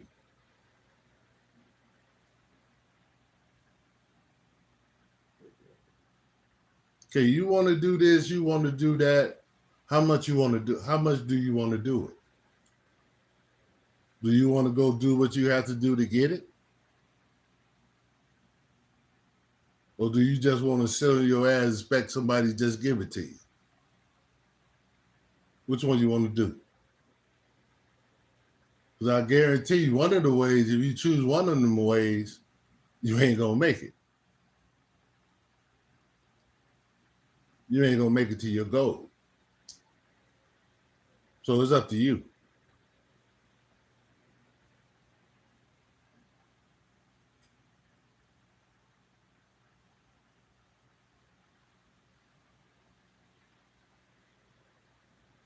Yes, sir. That's the right thing to do, Steven. Man, Steve. Look, by me truck driving, Steve, I never thought. Now, I saw my old man retire at the age of 49. Then I saw my older brother retired around the same age. You know, but it took me a little bit longer to retire than them. But I was able to do it at a young age. And what makes it so good, all right, Dwayne, I'll be over there in a second because I was about to close. I ain't mean to be on here that long. But I'll be over there. I'll take you out. If you want to go over there, I see you over there.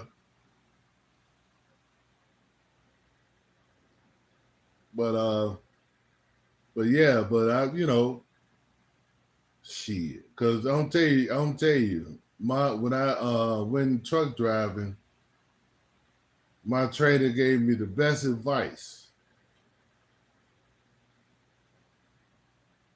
First, he said, learn how to trip plan.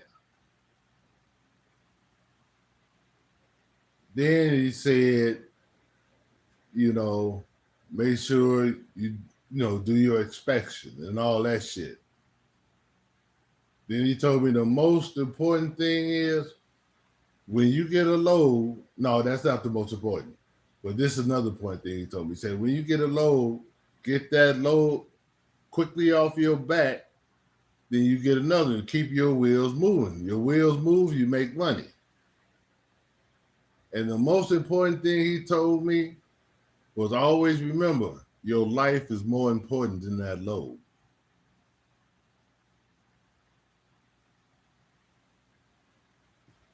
So that means don't just be out there chasing the money because you're going to fuck up some way. You're going to not get the proper rest. You know, back then you might get caught cheating on your logs. I know now they got electronic logs, so, but back then we had paper logs. You know, so we had, so I never cheated on my logs because I always believed in getting my rest. So I was good at trip planning. That's how I developed my trip planning skills.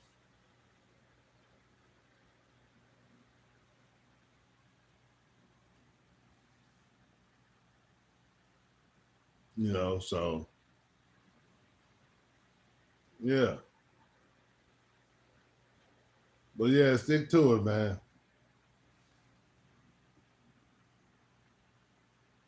Stick to it.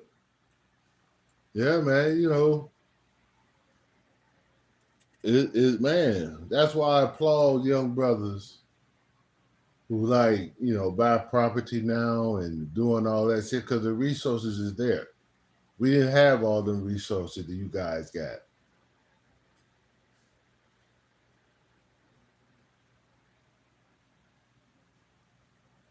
You know, and to be honest, growing up, that wasn't, you know, our thought process. We wasn't taught that.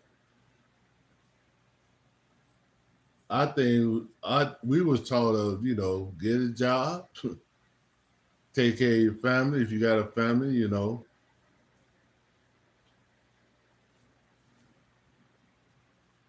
that's what we was taught. And that's what we saw. You know, we knew our parents bought a house like what we grew up in. You know, we knew of that.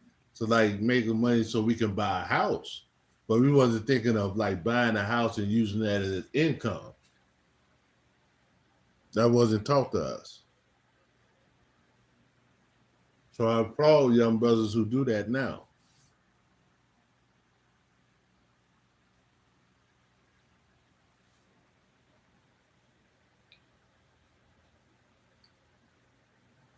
Yeah.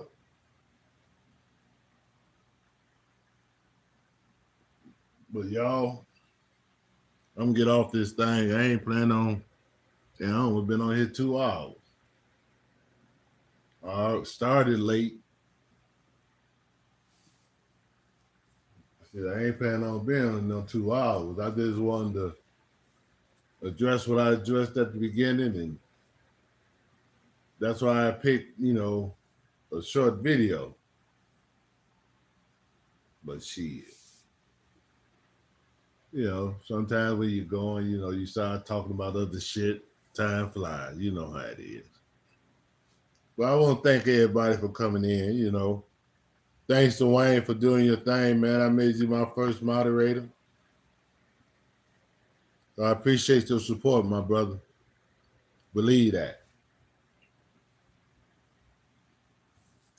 You know, there ain't no separatism here, man. Everybody welcome, man.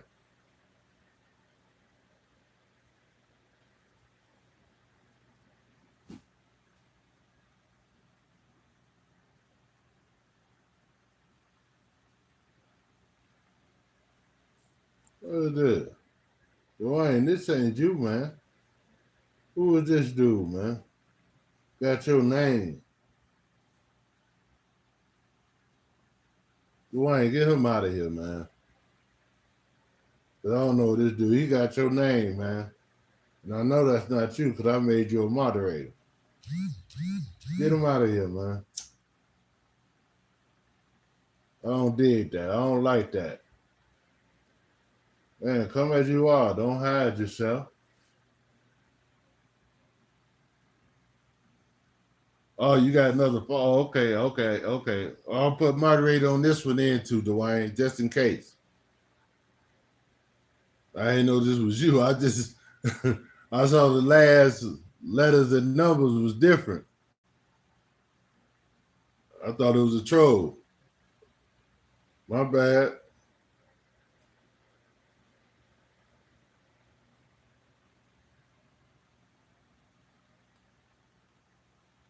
I just remember. Okay. If it comes to Wayne Dixon at J6M5T. What's up, cuz?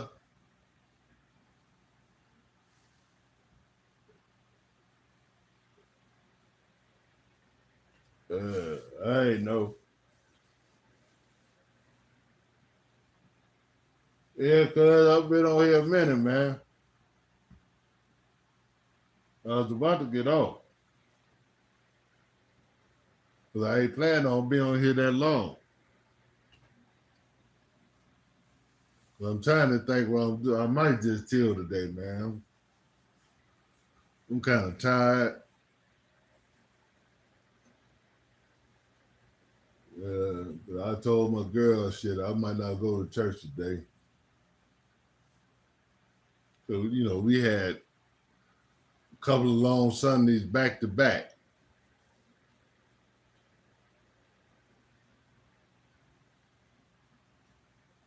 I still didn't get the proper rest. So I might chill, man.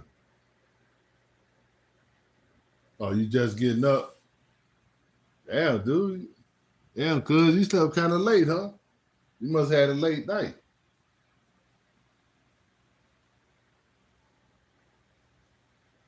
Yeah, I was up kind of late last night too. I was gonna do a live early.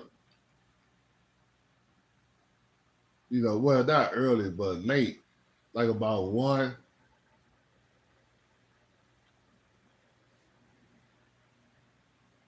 Then I changed my mind.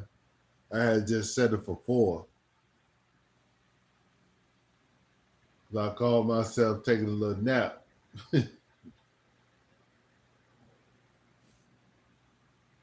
Oh, you was running around? Yeah.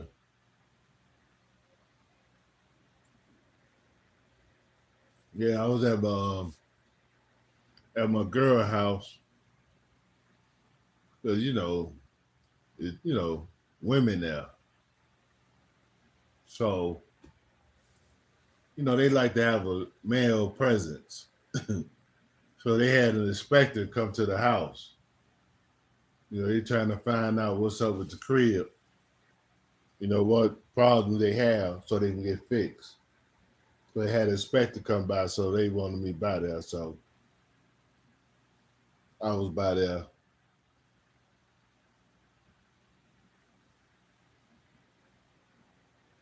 But shit, when I'm over there, shit, I still, can't really take a nap because we be up.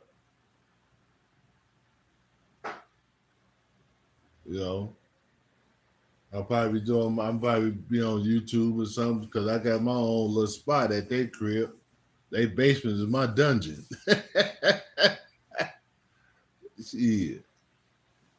Nobody fuck with me, I don't fuck with them. I got my own bathroom. Only time I interact or cross their path if I go upstairs to the kitchen. Other than that, smoke my cigars, smoke my swagger,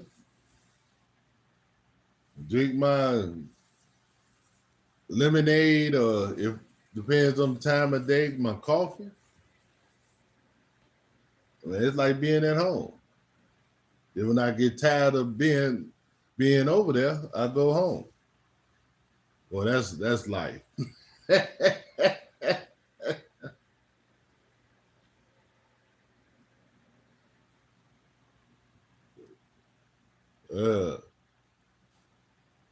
But yeah, man. Yeah, cause I was telling him about I showed him the thing about the Latin Kings. Well, that was the last video. Did I come up private? Well, was it a live or was it a short? But I know my lives don't be private. I mean, yeah, don't be private. Hey, M. Perry.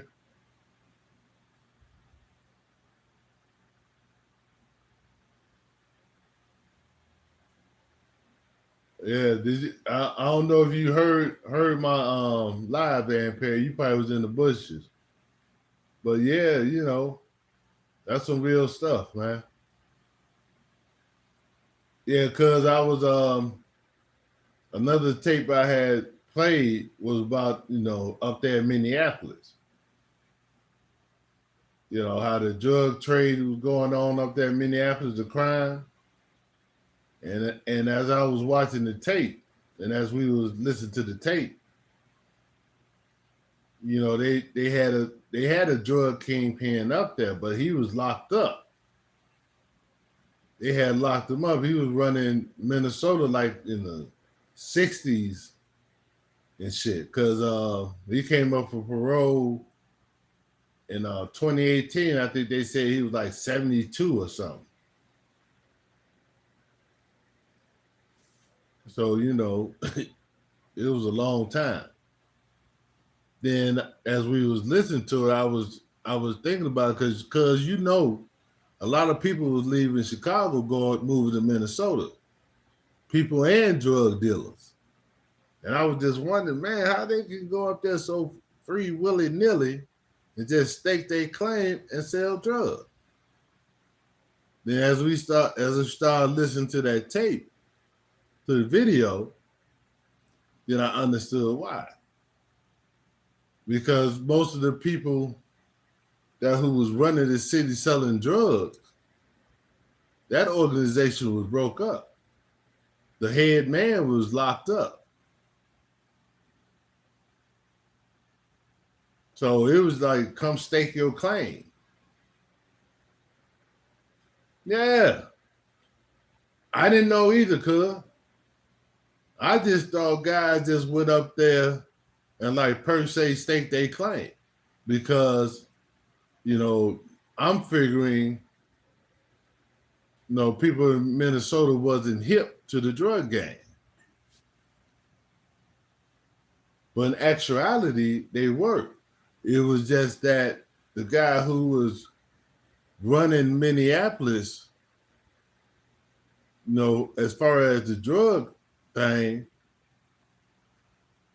his organization was broken up. So it was, you know, first come, first serve.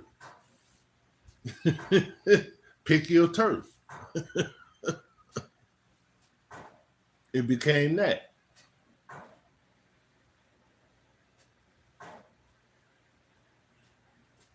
I said, wow. Okay. Because I had moved to Minnesota in 97. I never lived in Minneapolis. I lived on you know, like I lived in St. Paul. But, you know, I never lived in Minneapolis. Because Minneapolis, that's where all the people went. We used to call Minneapolis Little Chicago.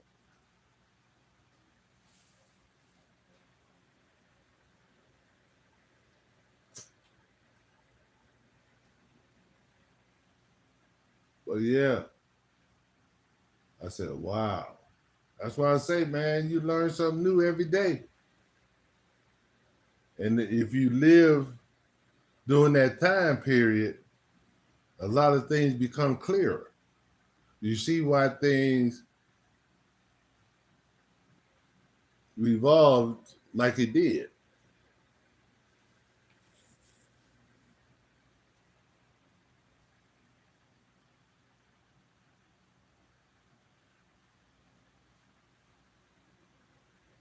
Yeah, man, life is a lesson, man. I don't care how old you are.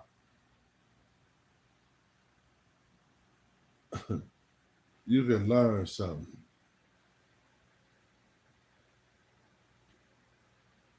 Life is a lesson.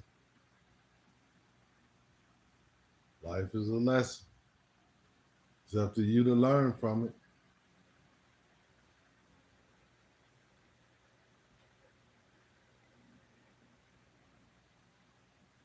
That's real shit. That's real life shit.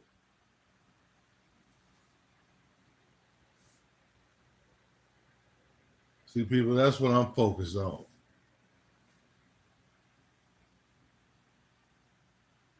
Like I say, I don't know how many times I have to say this. I don't think you heard me.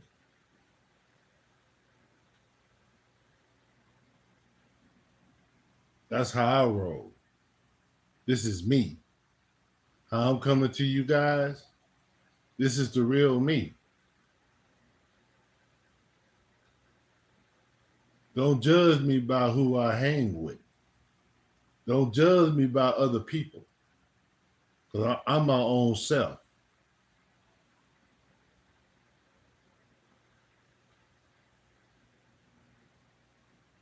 Like I know my guys on right now. I see them.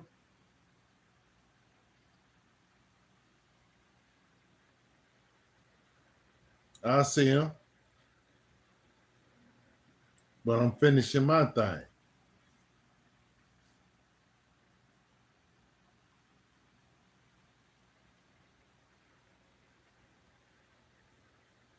Because I'm tired of explaining myself. If I don't disrespect you, don't disrespect me. You know, you can roast me. If you want to roast me, roast me. Yeah, I don't give a fuck about that. But don't disrespect me, calling yourself roasting me. That's why I don't like roasting people I don't know. I don't know you.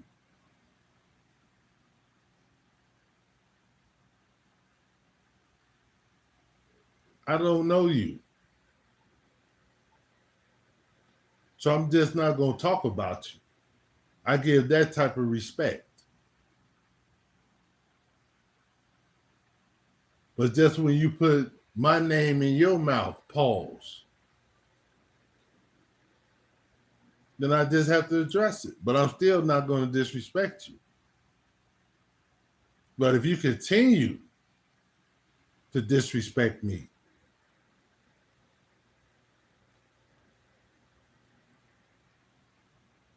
then I'm going to disrespect you back.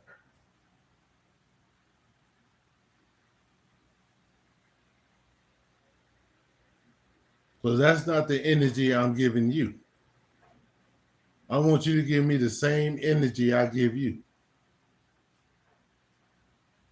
That's all I ask. I'm not asking you to be my friend.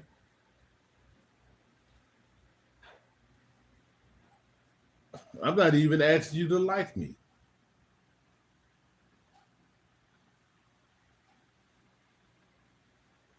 That's all I could do, Ann Perry. See, I just don't like people judging me just because who I hang with.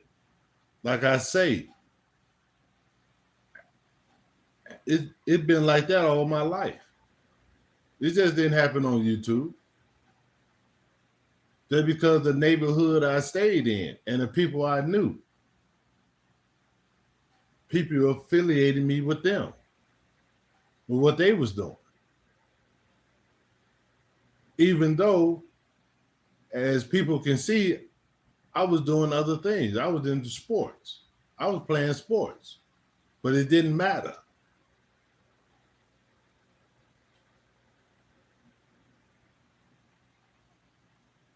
So like I say, I've been going through with this all my life.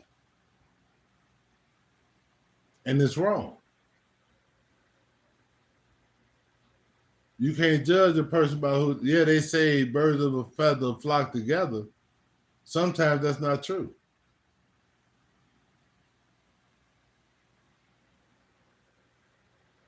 See, some of these people who they affiliated with me, I knew since kindergarten. We grew up together. It ain't like I just met them.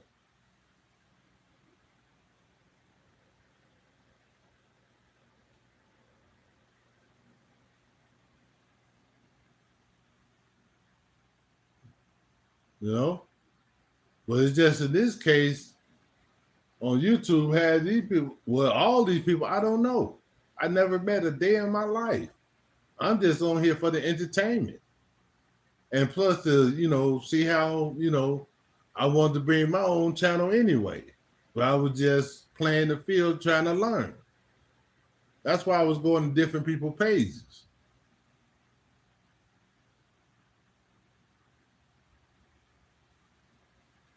Some people I checked out gave me good energy. I felt good energy from. Some I didn't. The ones I didn't watch. Simple as that. I didn't talk about them.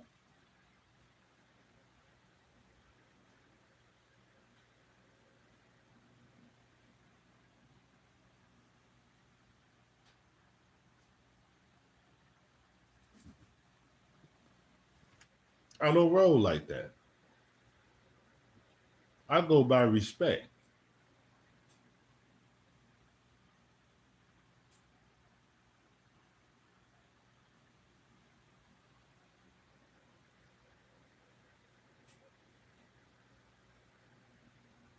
Simple as that. So on my page, I'm gonna always be who I am. And I'm tired of, and I'm not gonna repeat myself again.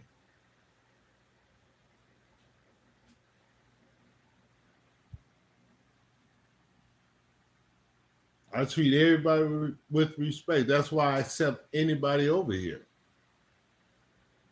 There's some people that be over here I see in other people's chats. I don't care.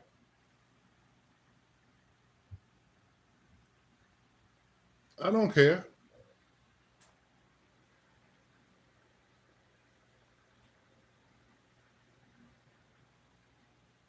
This is the internet. This is Wi-Fi. Room for everybody.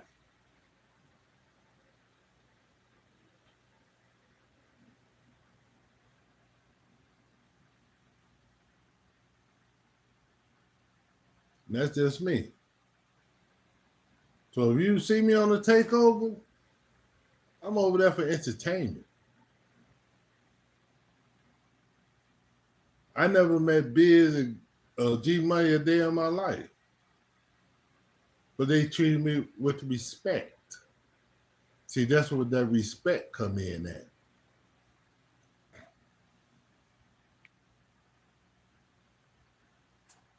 I don't worry about what somebody supposedly did in the past.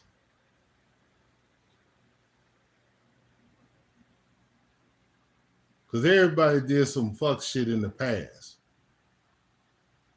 I don't care who you are. Everybody did some fuck shit in the past.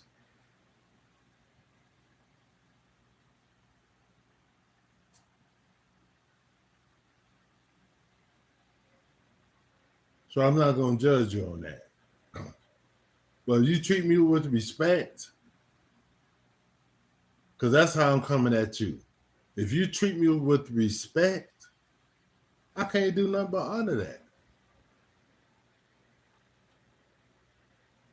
That's why, I might, comment on what they talking about or whatever, but who don't? Who don't do that in the chat? Who don't?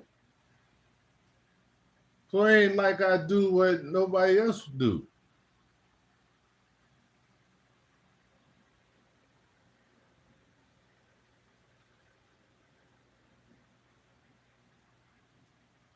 I'm on here for entertainment, people. I'm not on here to pick sides. I'm not on here to do any of that. That's why I say my channel's not going to be on roasting and all that shit, because that's not me. I'm not going to step out of bounds just to get subs or get people to come to my channel. I'm going to be me. Like I say, if I want to be silly or want to be entertained, I know where to go. I go where I'm respected. I can go to Damn D, I'm respected there. I know people have problems with Damn D. But it's how they treat me.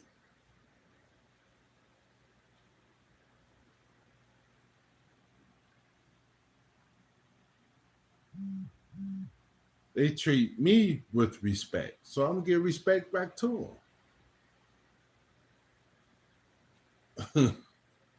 That's how it is with me, people.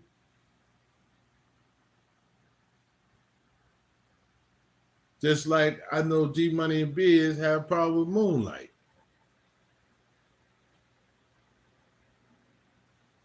Just like I saw 504 page. I went to Moonlight page. I spoke to her. I treated her with respect.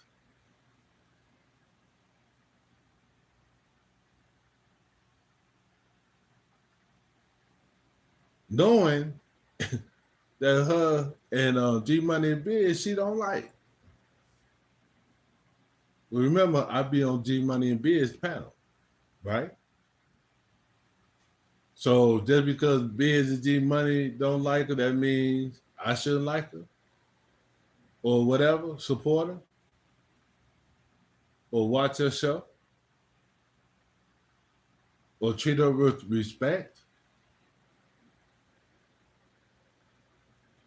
No, no. Her and So Fly. Both of them don't like G Money and Biz. I even went on So Fly panel.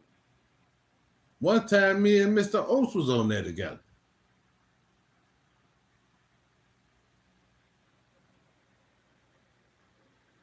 I went to her with respect.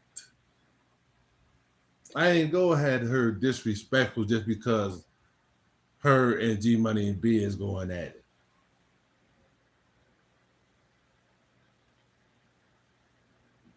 And if you ask them, they'll tell you.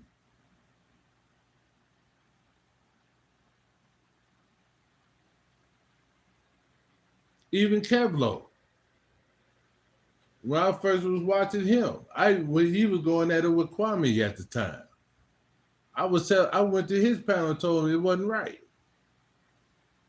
You shouldn't do that. That's family. You shouldn't put family business on the internet. I told Kevlo that. But I still supported him at the time.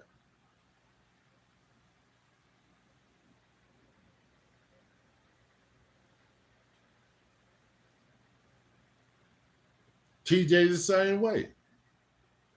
I didn't get on the thing and say, because you know how TJ is. But I supported TJ. Like I say, I was on this panel during the NFL playoffs. I was on this panel then, going on this panel.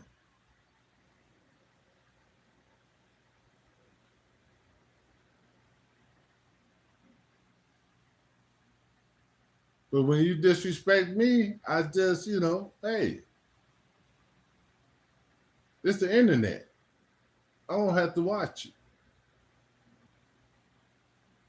I'm not going to take it personal. You disrespect me, hey, I ain't going to watch it. That's all. You ain't hurt me.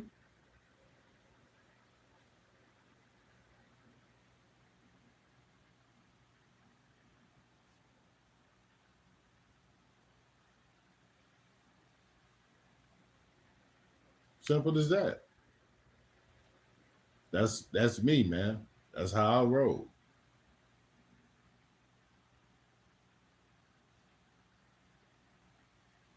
That's how I made to be my age. I was always respectful until you crossed me.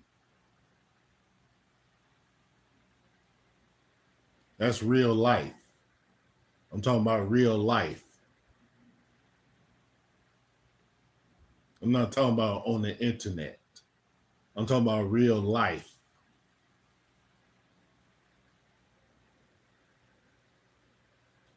In real life, or as the model say, in real motherfucking life,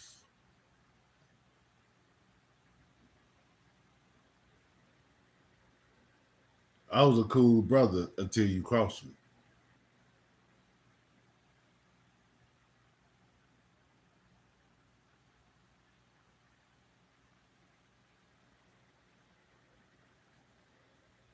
Because just like I am now, I was like this back then. I was less wiser, but I was laid back. Always been. Go to work, Hoop when I can. That was my life.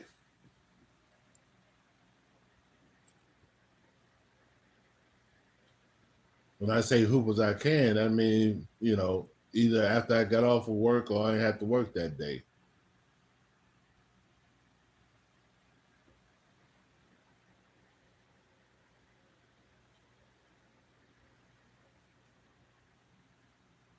So it is what it is.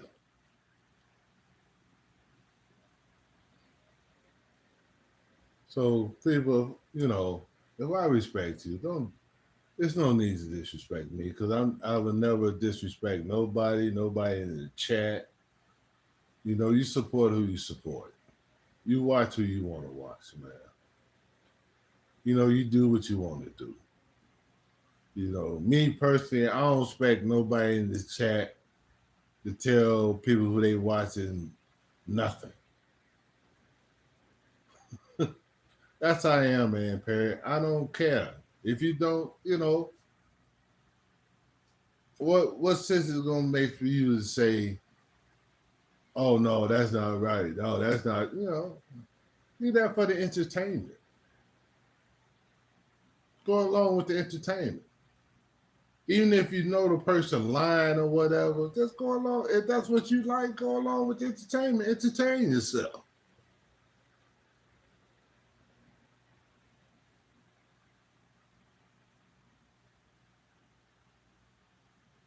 Entertain yourself. All this disrespecting, man, is unnecessary. A lot of this stuff is provoked. A lot of stuff can be provoked.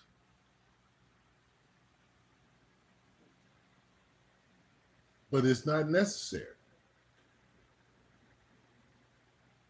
It shouldn't come to that.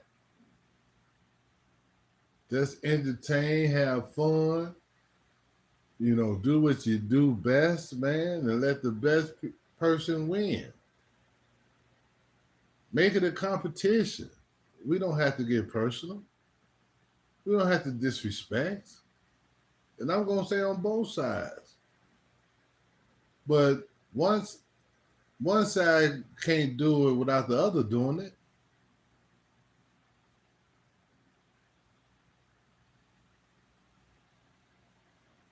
somebody's going to have to provoke it. So when one side provoke it, then the other side going to respond. It's going to be spontaneous. So it just keep going and going and going and going.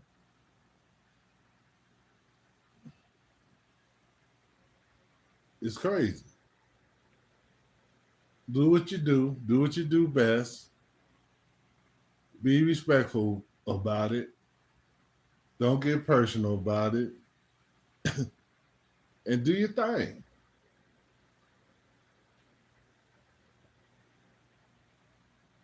And that's for everybody. Not just one side. That's for everybody. Because if one person don't do it, other person ain't going to react and do it. Because all it is about reaction. It's all about a person reacting on somebody live or whatever. That's all it is.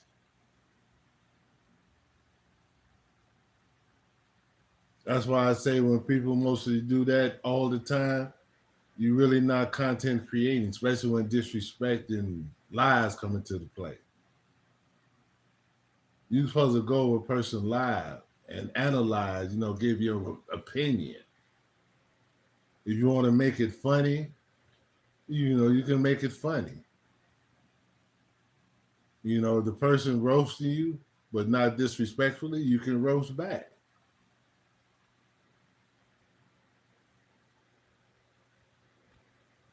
Let's keep the personal shit out of it. Let's have fun. Let's entertain. But I'm gonna tell you, if it don't get to that soon, shit just goes fade away. People gonna stop supporting.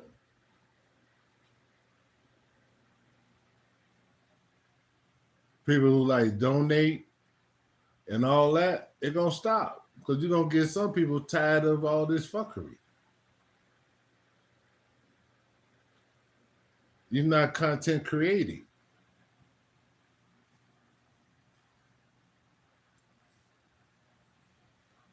What's up, Mike? You're not content creating.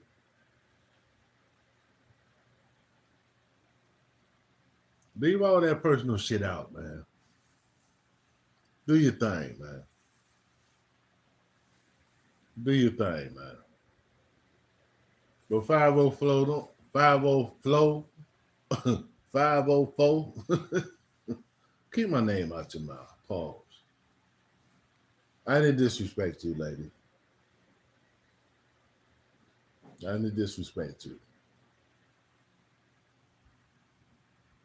Like I say, I'm not gonna say this again.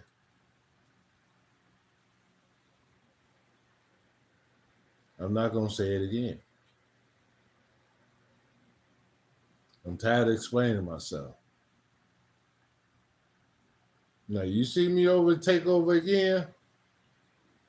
Don't put me in that bullshit you got with them.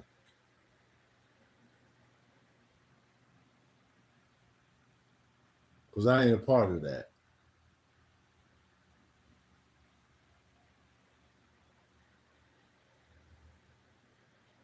I don't want to have to. I'm not repeating myself again. So I'm respecting you twice. Well, once, because this is the first time I heard you talk about me. So I'm respecting you now.